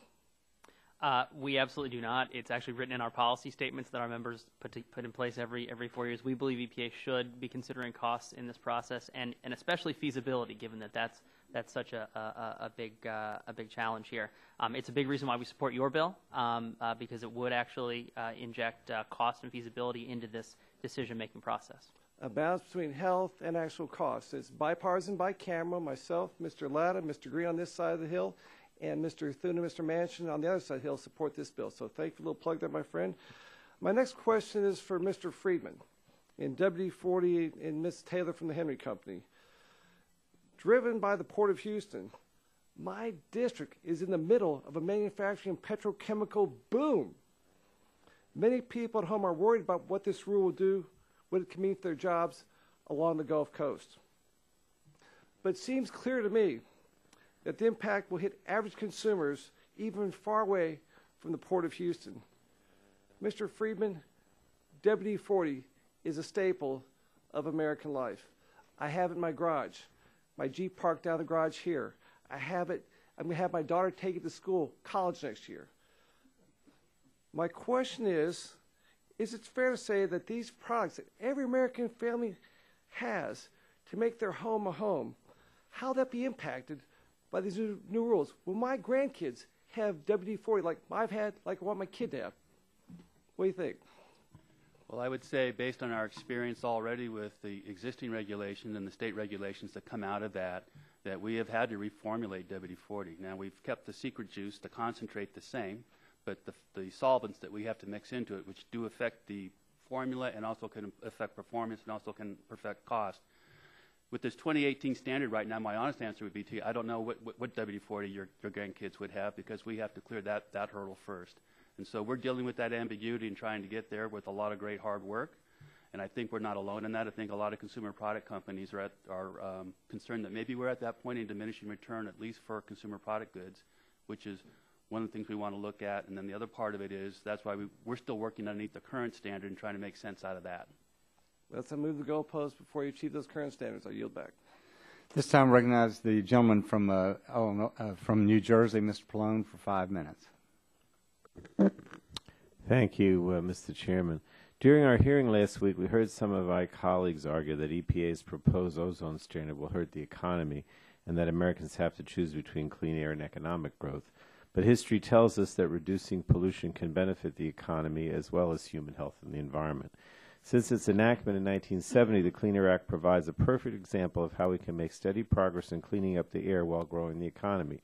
In fact, over the past 45 years, we've been able to cut air pollution by 70% while our GDP has tripled. So I'm going to ask Mr. Glickman some questions. What does the history of the Clean Air Act tell us about the relationship between environmental health and safety regulations and a strong economy?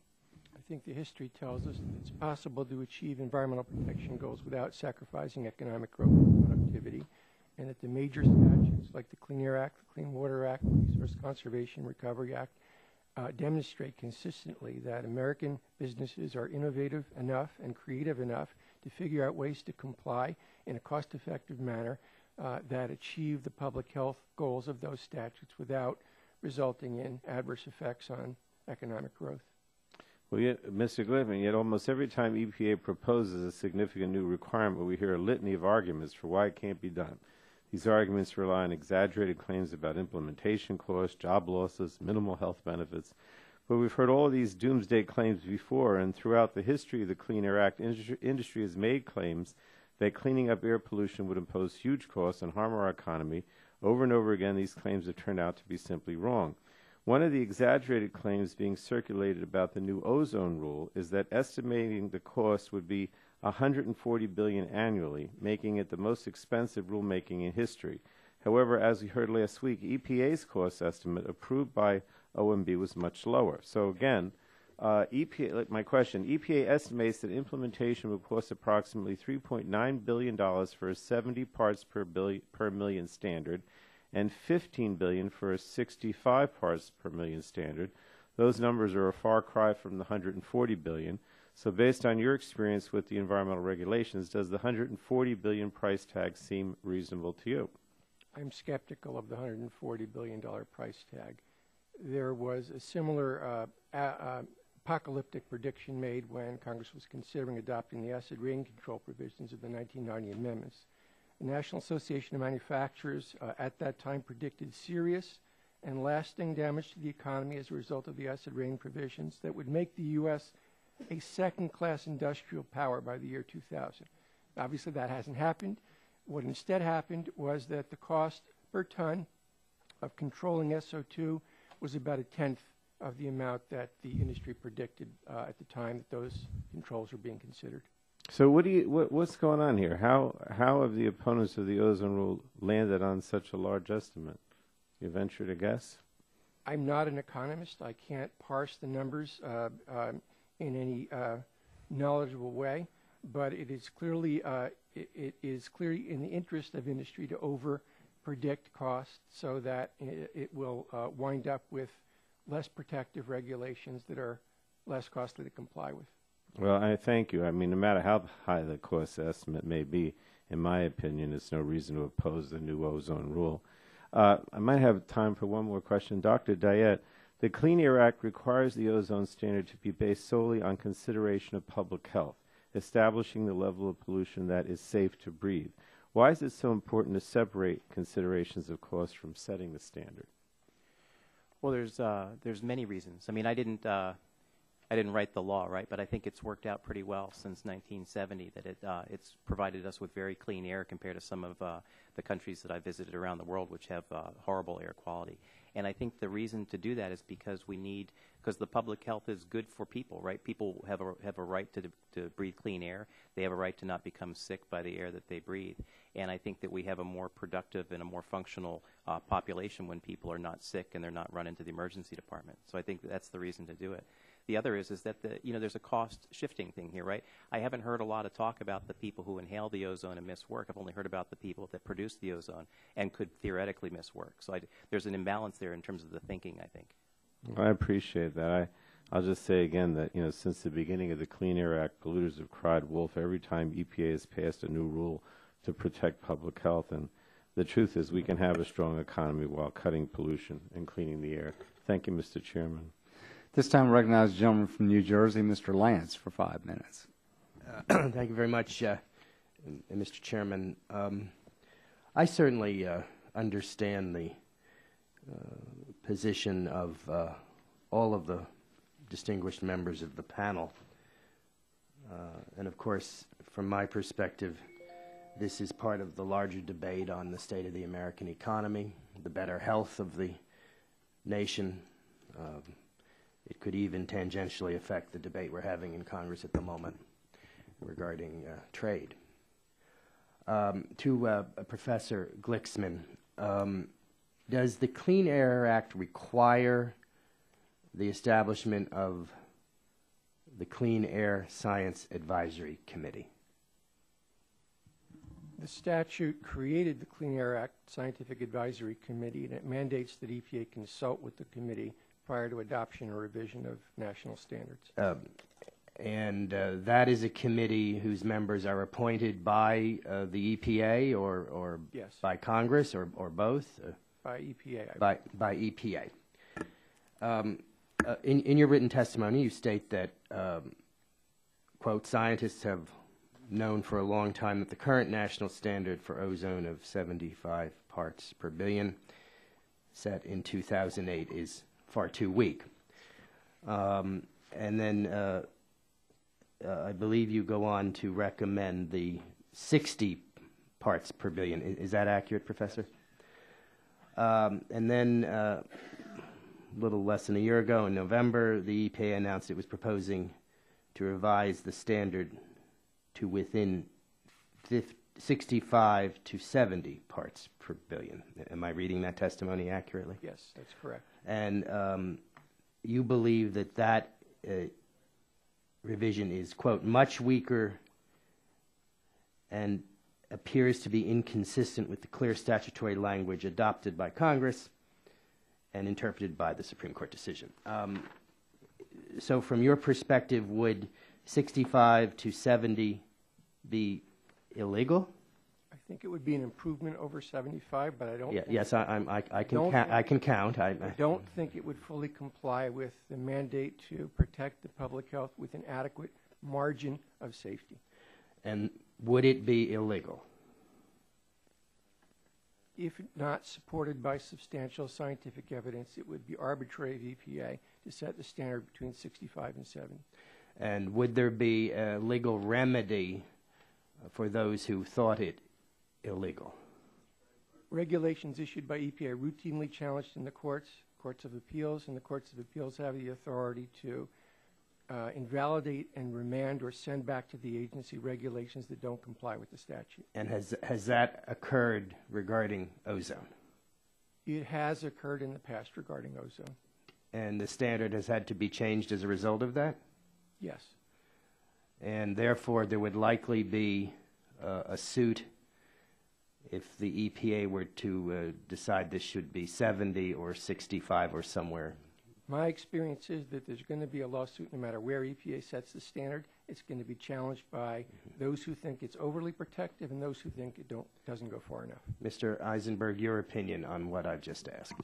So, first of all, there's certain irony to the folks that are pushing for a standard of 60 are the same ones that say that we should only be considering science, and 60 is something that EPA dismissed on science grounds. I mean, they said the science doesn't support 60. So I always find that a little odd.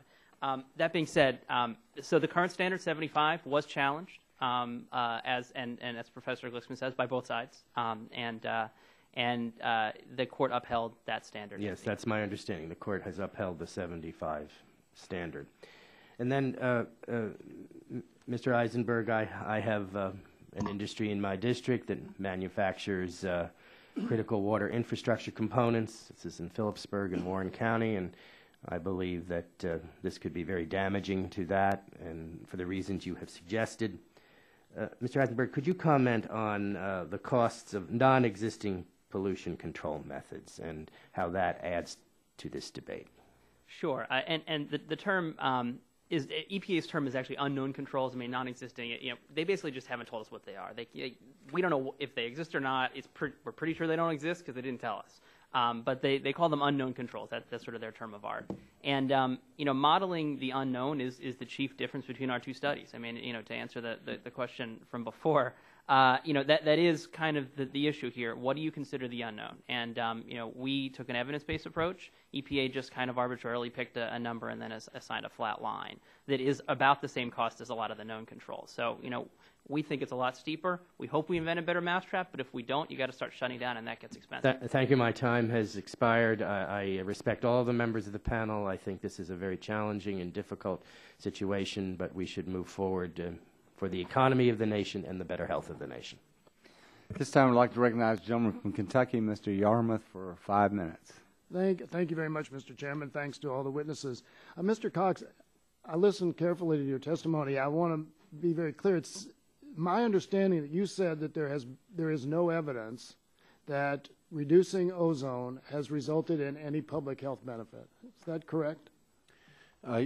Yes, or to be very precise, studies that have looked objectively at causality have failed to find evidence of a causal impact of changes on ozone on changes in public health. Well, I live in I represent Louisville, Kentucky. We're a non-attainment community, making progress. We have an area of town called Rubbertown that has, I think, 32 chemical companies operating in it. Historically, we have had tracking. You can see the cases of asthma and other respiratory ailments that have been where they have been admitted from the hospital, where they come from. There is no doubt that there has been a disproportionate amount of those cases surrounding Rubbertown. And as we've made progress in ozone, those cases have gone down. Now, obviously, they haven't done pathological studies, I think, or analyses of that. But Dr. Diek, would you like to respond to that? Because I think that is the fundamental question we have to deal with. If there is no benefit to reducing ozone, no health benefit to reducing ozone, then we're obviously none of these rules would make sense.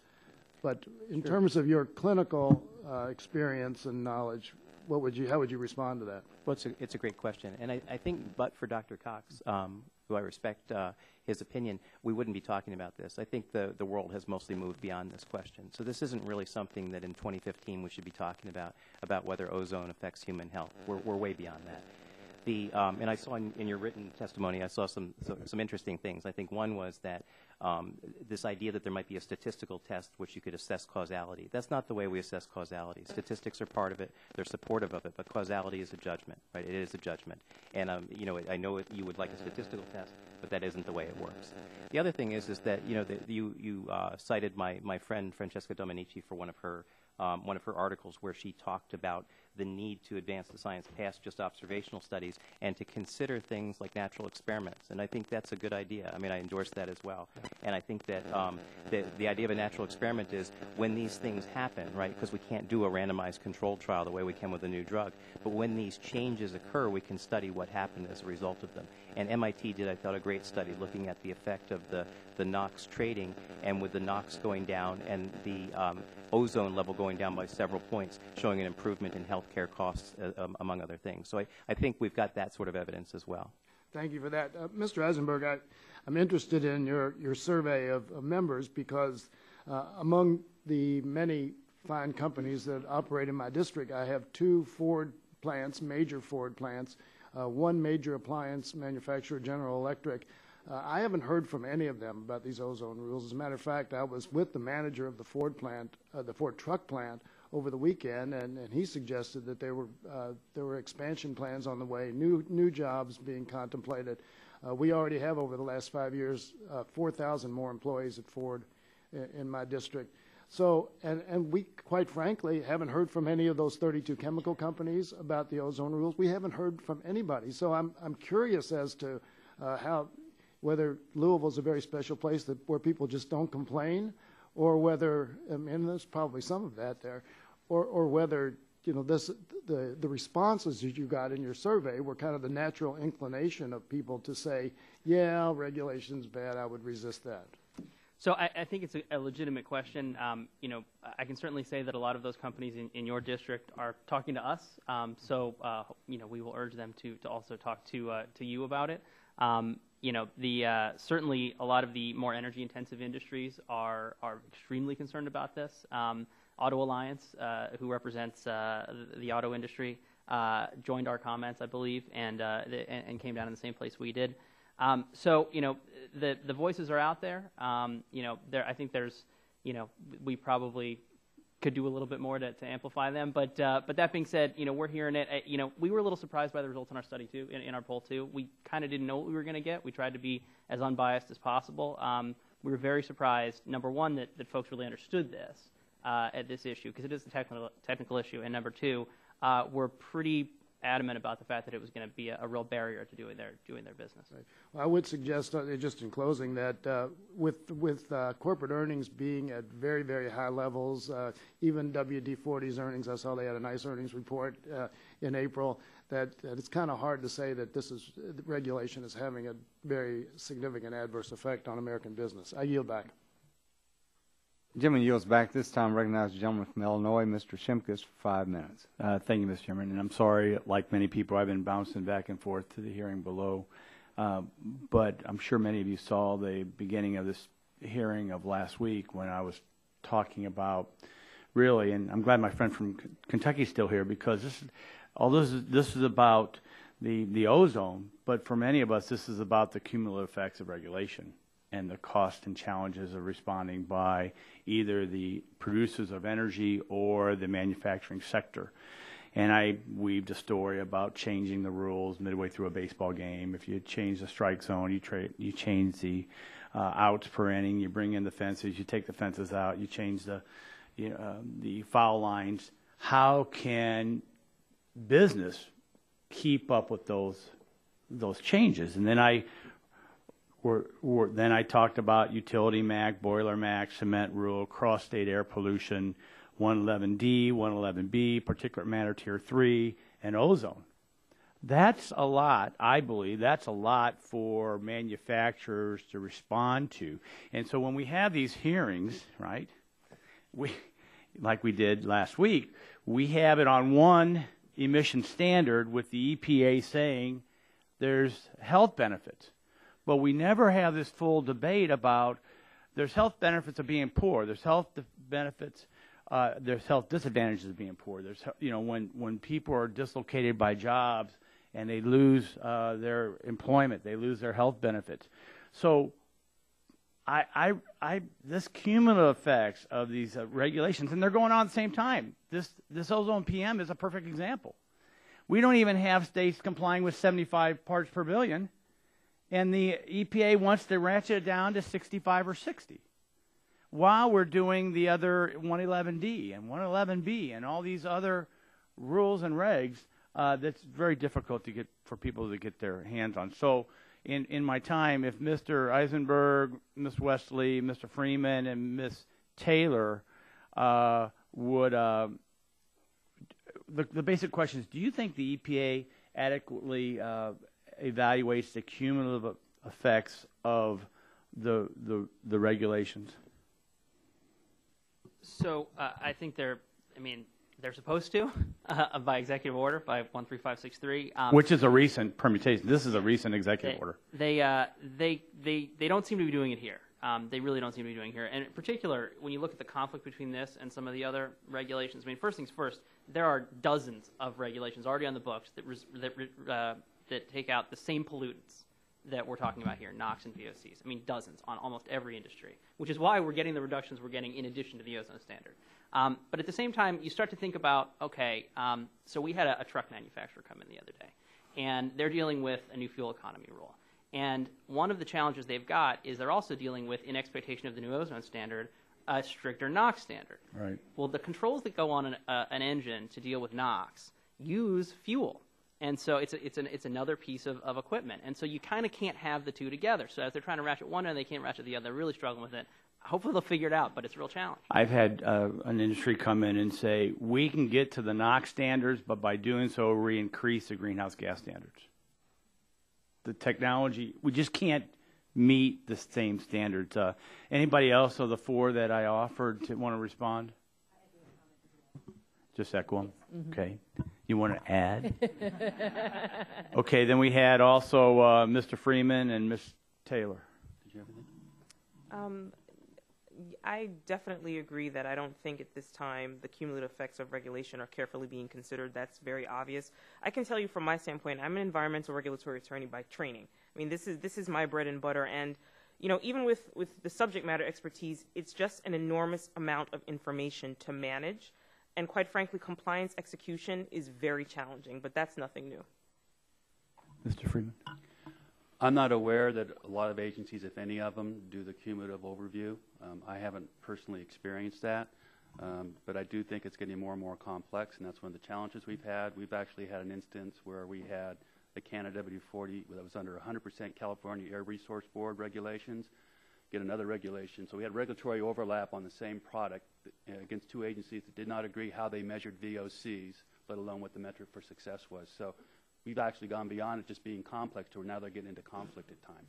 Thank you, and I'll just end on this. I chair another subcommittee, and we deal with the NRC, and we had a great hearing on the NRC, and the NRC evaluated this standard, it costs this much, and the next standard costs this much, and the next standard costs this much.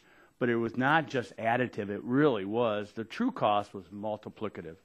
And that's the challenge that we have with these multiple regulations. I yield back. Thank you, Chairman. Gentleman yields back. This time recognize the gentleman from West Virginia, Mr. McKinley, for 5 minutes. Thank you, Mr. Chairman.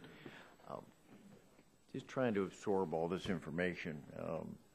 I don't come from a medical background. Mine's an engineering background. So I'm trying to understand a little bit, accept some of the discussion about the health risks. But I have heard fairly consistently here the inclusion of asthma included. My son has asthma, so I've been sensitive to that from the day he was born. But I am curious that we seem to be attacking our industries as part of a solution. Because I'm just going to deal with asthma, if we could, and those of you with the medical background, I want to accept that there could be something there. But I'm also since we've been talking about this the last couple of years, have done additional research, and I find that there are other factors that are seemingly far more reasonably the cause of asthma attacks. Genetics, ethnicity. Why we have more asthma attacks in our Afro-American community and in our Puerto Rican Hispanic communities. It deals with poverty, poor diet, stress, overweight, and lack of exercise in our children, exposure to cigarette smokers. You have a greater likelihood of having an asthma attack if you also have dermatitis or hay fever allergies. Indoor air quality are all of these factors. Indoor air quality, we have dust mites, cockroach and mouse allergens, mold, animal dander, formaldehyde, dust. I could go on with all, but we're not addressing that at all. We're going to say, let's go after manufacturing and have them lower from 75 down to perhaps 60. But we're not addressing what other reports are saying are far more causational than others. In fact, this report, and Dr. Diet, from your Johns Hopkins institution, they've come out with a report themselves just recently and said that they can't find a connection. They say there's no statistical difference between the rate of asthma attacks in high pollution areas and in non-pollution areas. I thought that's interesting because I thought all the studies up there had said there's directly a tie, but yet Johns Hopkins came out in opposition to that. So did the University of Utah, Los Angeles study. I could go on with that, but is that the Keats study? That was a study called performed by Keats, McCormick, Pollock, and so just so it's clear, the conclusion of that study is not what you said it was, right? So the conclusion of that study has to do with the asthma prevalence, right? So not the asthma attack rate, asthma prevalence. Yeah. And what that determined was that race and poverty were strong determinants, but urban dwelling was not a strong determinant of the prevalence of asthma. So I want to go. Well, excuse me, though. There's no indication of what pollution Can I reclaim my time? Because I want to learn more from this, but I also want to figure out a little bit about Hawaii. Hawaii operates right now, from what I understand, in their attainment counties are operating about right now currently at around 50 parts per billion. And they've been lower, but yet the rate of asthma, whether it's prevalence, attacks, or what, is higher, 42% higher than the national average here on the continent. I'm puzzled with the disconnect. Why? So I want to go back to yours, Dr. Cox, if we could, because I was fascinated with one remark you made, and that was just I heard, and maybe you can clear it up, is that the concentration of ozone, it may not be the issue. It's just ozone in and of itself. Someone exposed to ozone, even at a lesser level, is going to have a triggered attack. Did I misinterpret that? No, I think that indeed people who have asthma may be triggered even at lower concentrations of ozone. I think you've hit the key point, which is that ozone has many causes.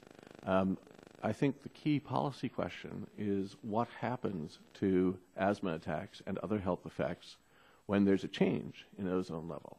And the discussion that Dr. Diet and I will put in writing has to do with the difference between statistical associations between levels of pollutants, pet dander, and other factors, and what happens when you remove or reduce one of them. I think the most important scientific fact for us today is that decades of reduction in ozone levels have not produced the predicted health benefits. Yeah, my time's ran out, but I just was hoping that you might have been able to help clarify this. There are other issues that are far more prevalent in causing an asthma attack. And that's what I was looking for. And I would interject, though. I would tend to ask. We don't seem to be addressing that. Well, I think you should direct the question to me, though, and not a biostatistician. It's honestly not the statistician's job to determine what causes asthma. And I think you've done a wonderful job of laying out many of the different causes of asthma. And what you've highlighted is how generally complex it is, as you must know from your son.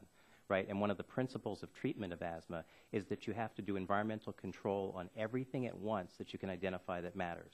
So it's not sufficient to just take care of the mice or the cockroaches or the dust mites that you mentioned, nor is it enough to get rid of cigarette smoke. You have to do all of those things simultaneously for the asthmatic airways to be in the best state of inflammation and therefore not have an attack. So that's why it sounds complicated, and that's why it is complicated, because all those factors coalesce together and form the syndrome of asthma. Yeah. But these reports say that's the biggest cause. Gentleman's time has expired. This time I recognize the gentleman from Ohio, Mr. Johnson, for 5 minutes. Thank you, Mr. Chairman. Dr. Cox, would you like to respond to what you just heard? Certainly. I fully agree and emphasize that there are multiple causes of asthma. I think the idea that we should expect benefits from removing or reducing one of them without reducing the rest, as Dr. Diet describes, leads directly to the empirical question, does it work? Does reducing ozone produce the desired health benefits? Right. For that question, for the question of how do changes in exposure change health effects, there's ample evidence. There's evidence from decades of measurements on ozone levels and measurements on hospitalization and indeed death rates.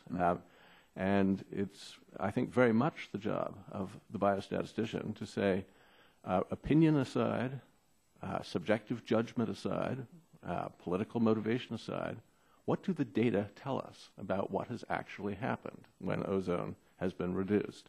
And the answer from the few studies that do not take a correlational approach or a judgment-based approach, but take an empirical data-driven approach, give the perhaps disappointing but clear answer that there is no detectable health benefit or health effect from reducing ozone.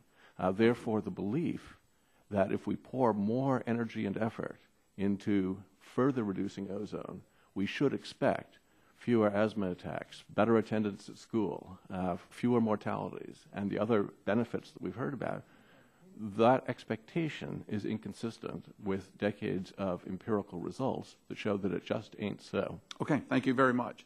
You know, I've got 4 children. I've got 6 grandchildren. I am very concerned about making sure that our air is clean, that our water is clean, that my children are drinking and eating and breathing the right kinds of things. But I think when we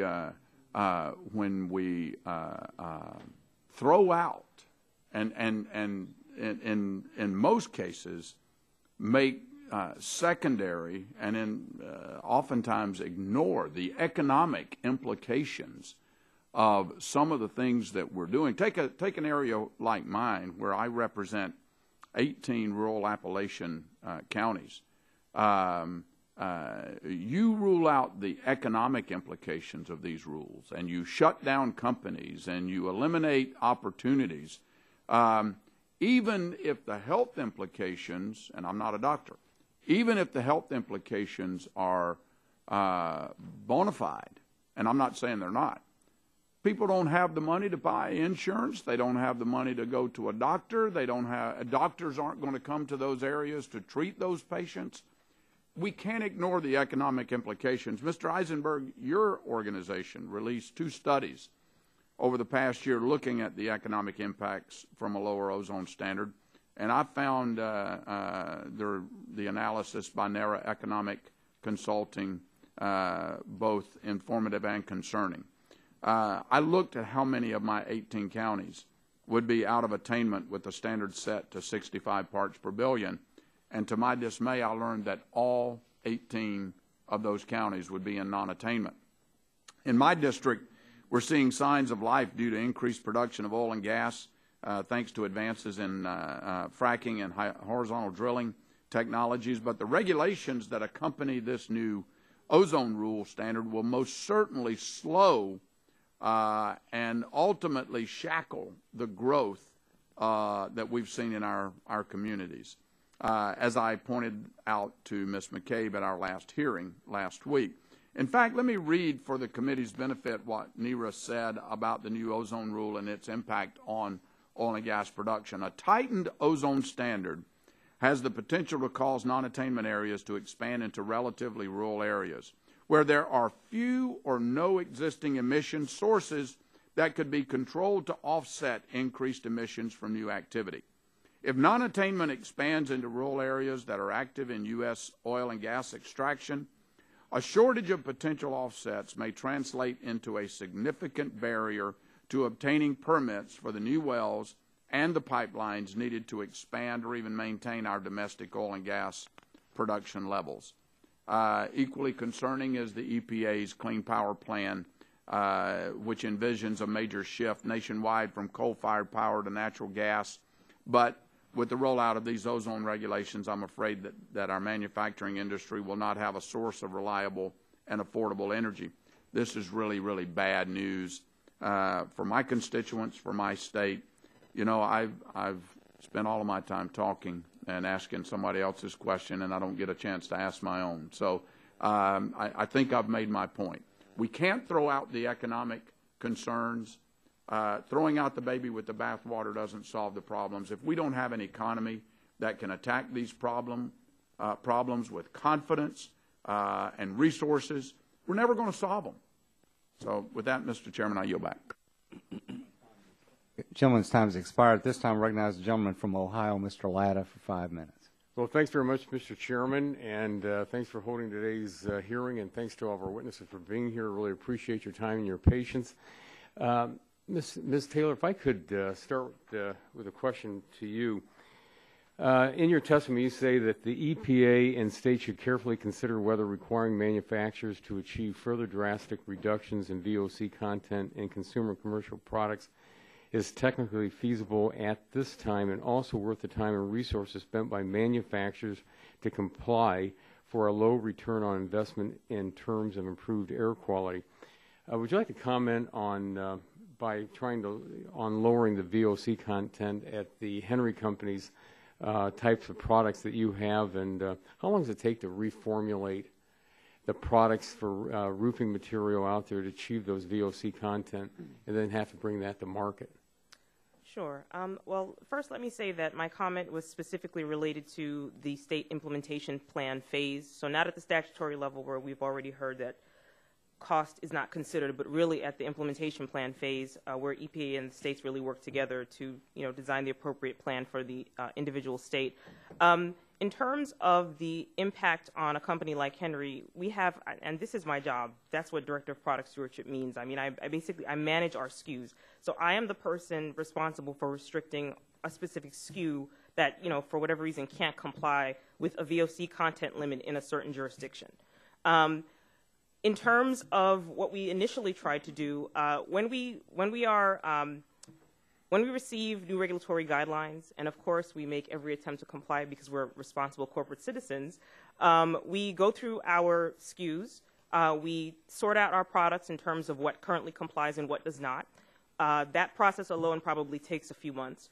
Then after that process is over, we then look at the products that do not comply, because those are the products obviously that we're concerned about in terms of the regulation, and we see if any of those are fairly easy to reformulate. Fairly easy, by the way, means like probably a year, fairly easy to reformulate, and would go about making those changes. Then we take a look at the products that are not easy to reformulate, and by not easy, I mean the reformulation process could take 3 to 6 years. And that is not an exaggeration. We have a number of products where that has been the case. May I ask you, how many people at the company would be working on that? Oh, great question. Several. That would probably involve, in a approximately 450 person company like Henry, I would say probably between 15 and 20 would be involved in that. And quite frankly, we may even bring in outside consultants to assist us. So really not developing a new product, just making sure that that one product or those products are complying. Nothing to advance a new product.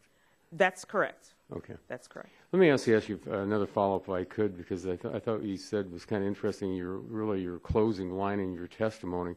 You said that the primary focus of the EPA should be to provide additional support to those air quality management districts that are currently in non-attainment status to help them reach attainment status under the current level before making the goal of reaching attainment status even more difficult for those states to obtain. And I think that maybe what you just said kind of answers that when you're looking at the amount of time that you're putting in for products that are already, I'm going to assume, we're going to meet those attainment where you were. And but would you just want to elaborate just a little bit on that? What would you like to see the EPA out there doing? Well, I think in terms of working with, still working under state implementation plans because obviously they would have to be revised with any new statutory regulatory changes, but really taking a look at what are the main sources? For example, as we're talking about VOCs and ozone, what are the main sources? And we know, and Mr. Freeman has echoed this as well, that consumer products are one of the smaller sources. And so from our perspective, we quite frankly often feel as though we have been given perhaps more attention than we deserve based upon the amount of pollutants that are coming from our particular industry. So in terms of what EPA could do, I would respectfully suggest that they work with the states to look at the larger sources of pollution and perhaps review available technology at the time, perhaps just have even better quite frankly, even something like better communication would help this entire process. As we've alluded to, Mr. Freeman and myself before, just in terms of EPA working with the individual state air districts, there are a number of challenges with that. So that would be, quite frankly, a good start. Well, thank you very much, Mr. Chairman. I see my time's expired, and I yield back. Gentleman's time has expired. This time, recognize the gentleman from Texas, Mr. Flores, for 5 minutes. Thank you, Mr. Chairman. Mr. Chairman, I'd like to follow up on one of the comments that the Assistant Administrator said last week when she testified. I asked her the question about why has the EPA cost calculation gone down from $90 billion to take ozone requirements from 84 down to, why the 2010 estimate was $90 billion and why their 2014 estimate was $40 billion. And she said that it was because that the 2010 estimate was taking the ozone estimate from 84 parts per billion down to 65 parts per billion. That turned out to be a slightly disingenuous answer because she knew full well that the cost embedded to take it from 84 to 75 was $8.8 billion, which means that $81 billion was left to take it from 75 down to the 65 estimate. So I will be sending her a letter to ask her to explain why the difference, the $39 billion difference in the estimate from $81 billion down to $42 billion in their 2014 estimate, so that we can try to get that cleared up for the benefit of the committee. Mr. Eisenberg, you had mentioned in your testimony that the EPA has proposed a new standard for which you can, and we've talked about this before, we only can identify 35% of the necessary technologies to get to a 65 parts per billion standard, and that therefore the unknown controls are 65% in terms of a path to compliance. So this means essentially that the EPA is proposing a standard where the majority of the control technology does not even exist. Is that correct? They certainly haven't identified it, so that's our view. Okay. And so that's obviously an area of concern. And so one of the questions I raised to the administrator last week was, how should that be priced? And they relied on past calculations, which were the easier ozone reductions to achieve than the one we're getting now, because we're getting the point of diminishing returns. So I'd ask you a two-part question. As you get to the part of diminishing returns on control technology, how should the pricing work? Should it be, because you're getting diminishing returns, should it be higher or lower? And also, if it's unknown, and therefore there's a higher risk that that technology doesn't exist, how should that be priced? So that's an excellent question, and that's one of the real challenges in looking to the past, including the immediate recent past, as a predictor of the future on this issue. NOx was controlled by CARE and a lot of other statutes, but that's why it's more expensive now, because those technologies are now gone, and so the low-hanging fruit's gone, the high-hanging fruit's gone. Things are getting a lot more expensive, and in fact, you just run out pretty quickly when you start to do this. The question of modeling unknown controls, we continue to be surprised that EPA just draws this flat line at $15,000 per ton. I don't want to say they don't explain it. They do explain it. We just don't necessarily agree with where they're coming from. But the real issue is, they're essentially modeling hope, right? I mean, you're modeling the hope that we will figure this out. Yeah. And that takes me to sort of a real world. I mean, my question to her was, if the cost to buy an offset today is $170,000 a ton in the Gulf Coast area of Texas, wouldn't you price the offset technology at some premium over that versus coming up with the price of hope at $15,000 a ton? So shouldn't it be priced more at, $300,000 a ton or something more reasonable? I mean, what's your comment on that? So, I mean, the current offset prices in Houston are $175,000 per ton of NOx and $275,000 per ton of VOCs. In Southern California, they're $125,000 per ton of NOx. So there's definitely a disconnect there. So theoretically, the price of an unknown technology, since you've got the risk that it may never develop, should be higher in coming up with the appropriate cost calculation. We certainly expect it to be higher than $15,000 per ton. Ms. Taylor, and I appreciate your prior testimony because you give a real-world perspective on these issues. And I don't think you answered this in your last. This is kind of a modification of the questions that were asked to you before. It said, and this is more specific, does the roof coatings industry currently have the technology to achieve further significant reductions in the VOC content of their products? That's an excellent question. It really depends upon the product. If you're talking about roof coatings, I think you can make an argument on both sides that perhaps the technology is currently available where we could achieve further significant reductions. If you're talking about roofing adhesives and sealants, which have different performance characteristics, obviously, than a traditional paint coating, then I would say no. We currently don't have the technology. We have been researching the technology for the past 2.5, 3 years, and we will have to do and we'll have to get fairy dust or something. We'll have to sort it out if further drastic reductions are required. Okay. Thank you for your answers. I yield back. The gentleman's time has expired. At this time, I recognize the gentleman from Florida, Mr. Bilirakis, for 5 minutes. Thank you, Mr. Chairman. Appreciate it very much. Mr. Freeman, you indicate costs to your company and industry to meet existing volatile organic compounds. Regulations have been very significant. Could you elaborate on the costs to date for your industry? I'm over here. Oh, okay. Very good. Thank you. Cost per day? Yeah, per day. That's not a measure. Costs to date for your industry. If I look at our R&D effort alone, it would be several $1 million.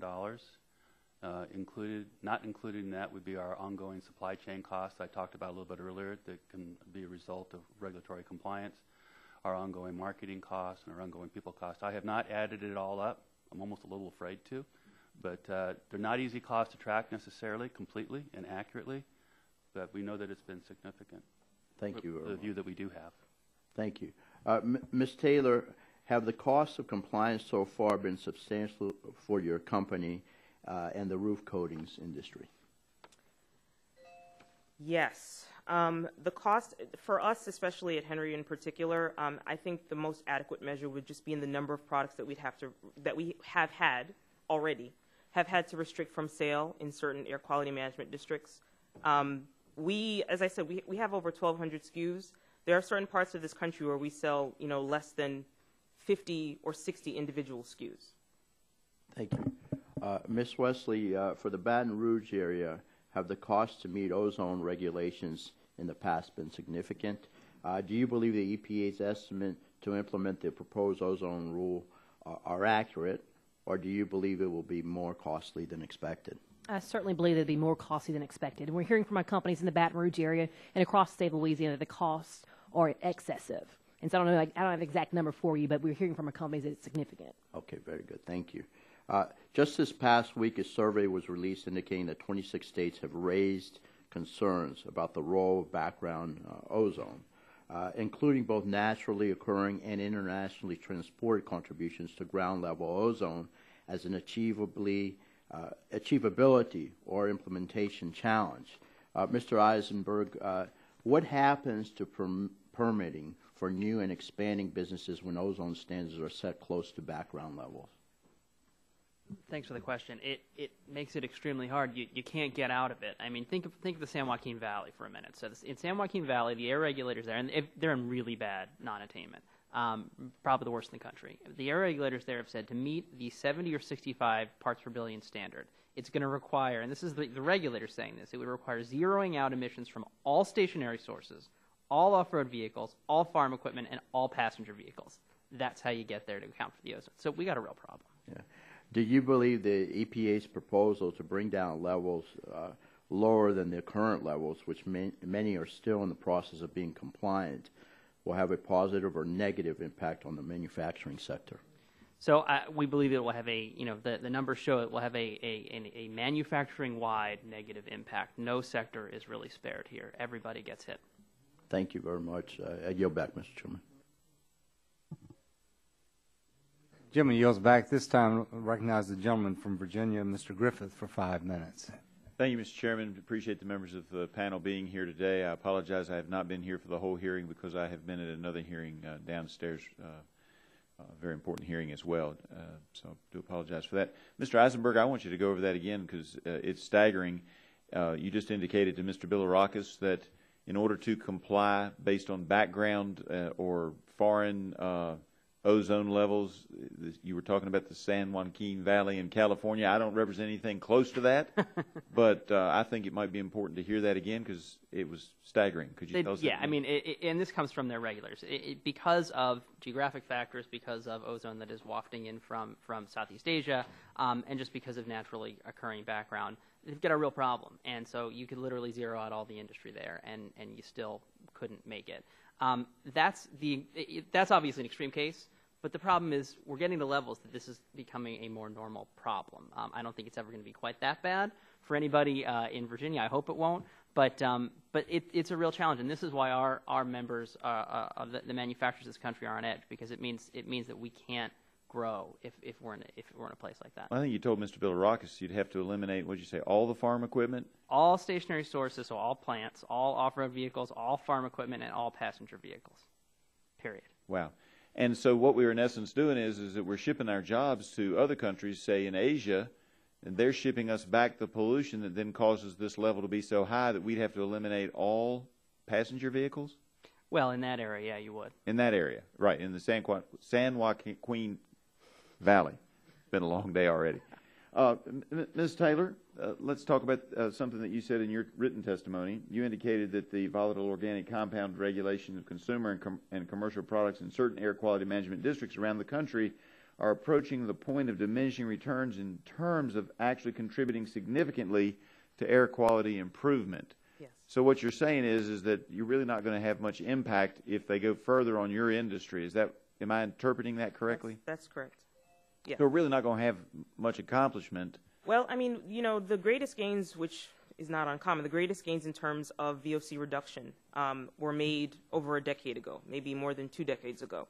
And so now what we're working with is, especially for certain categories of consumer products, I would imagine that for these regulatory agencies, the goal is to get to 0 grams per liter of VOC. And so we now have products that have gone from, very honestly, 200 grams per liter down to 100, down to 75, down to 50, down to 25. There's just not much further for those products to go in terms of, being able to sell a product at a price point that consumers will accept and that has performance characteristics that accurately reflect what the product, what we market the product for. So that's where we are. And Dr. Cox, I know others have hit on this, but I thought that it was interesting in your testimony that that there's a real question, and you testified and I'm quoting, EPA's insistence that further reducing ozone is necessary to protect and improve human health contrasts with decades of experience revealing no such benefits actually occur. Can you explain that? Yes. The current usual approach to assessing causation and to predicting whether benefits will occur is to ask selected scientists to form a judgment in light of the evidence that they consider to be relevant. And the scientists that EPA invited to form such judgments have made a judgment that because ozone is deleterious to the lung, reducing its level will have benefits. It's a very common sense proposition. However, there's an alternative approach to looking at what will happen, which is to adopt the natural experiment. The natural experiment says in hundreds of counties across the U.S., ozone has gone down in some cases and has gone up in others. Let's look and see what difference those different histories have made to the corresponding histories of health effects.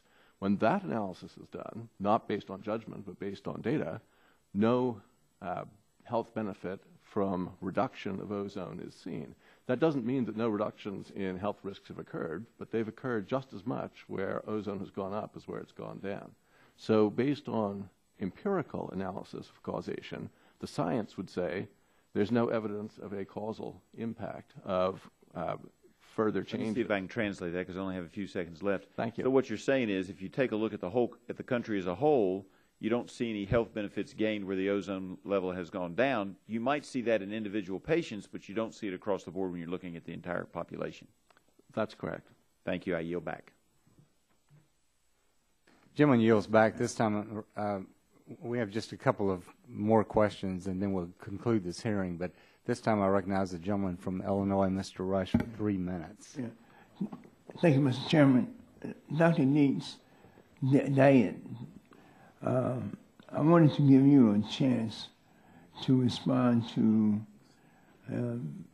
anything that you've heard here, but in particular the Keats study that was a subject of controversy, and how her study was mischaracterized, and I wanted you just to respond to the mischaracterization of her study and any other thing you might want to add. Sure. Thanks very much. So it is being misrepresented, right? So first of all, what we heard from the member was not even the facts from the study, but the study was simply one that looked at a few different factors and whether or not somebody actually has asthma. So not whether they have asthma attacks. It was not a study of air pollution. So it wasn't a study of air pollution, right? So we can't reach a judgment about ozone from the study. And what it showed was that being African American and being poor were independent risk factors of having asthma, and that living in a city was not. It can't even potentially have anything to do with the ozone question because ozone isn't concentrated in cities. It's in valleys, it's in suburbs, it's in rural areas and so forth. So it doesn't inform that question whatsoever. So that's why it's being misrepresented. But other things that I've heard that I think are unusual, right? So one is, there's a whole bunch of issues here we've been talking about. One is I heard earlier in the day that somehow that the parts per billion is going to get down from 75 to 70 on its own with the current regulations. And then I'm also hearing at the same time that there's no way to get below 75. So I think there's an inconsistency with what we're expecting to already happen and then what we're saying we can't do. And I would also just say, too, just to probably the last comment I'll have with Dr. Cox here, but what he's describing about there not being any benefit is not a mainstream view, right? That there is a strong consensus among people who actually take care of sick patients with asthma and other lung diseases that ozone is harmful, it causes illnesses, it causes them to die. It's in our guidelines to tell people to avoid the outside when there's high ozone days. It's not made up stuff. This is based on science. So I just want to clarify that as well. Let me just ask you this. Is there any correlation between diet and ozone, as was indicated, or lack of exercise, not diet and asthma, or lack of exercise and asthma, are those some preconditions for asthma? So like a lot of things, it's very complicated, right? So the relationship between exercise is that for people that exercise outdoors, there's some evidence that being somebody who exercises around the time when ozone is high, that can affect their lung function, among other things. So that's an issue.